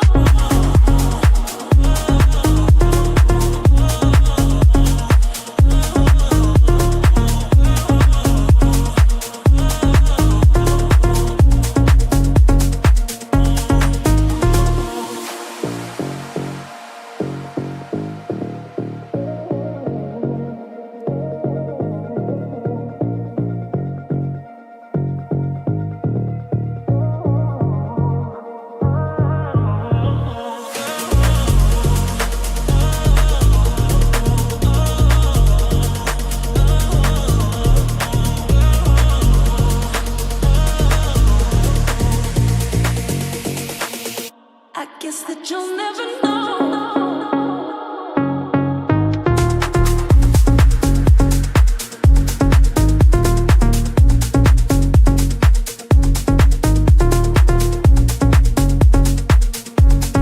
You'll never know.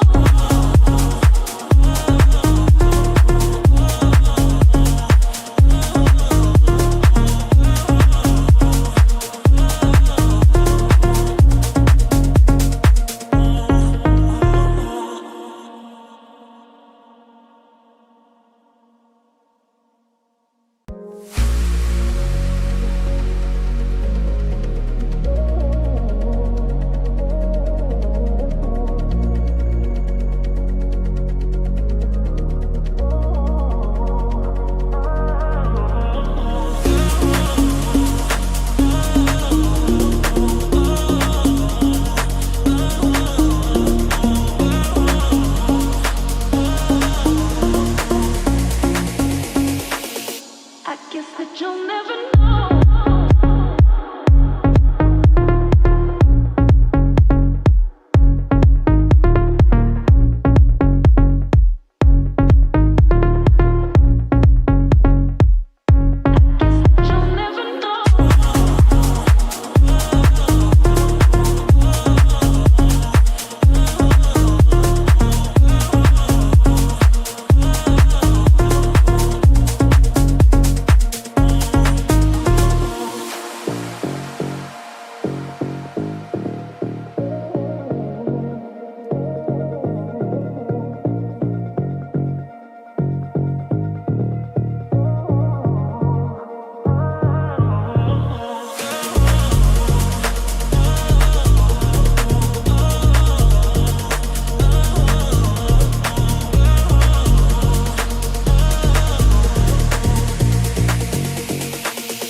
I guess that you'll never know.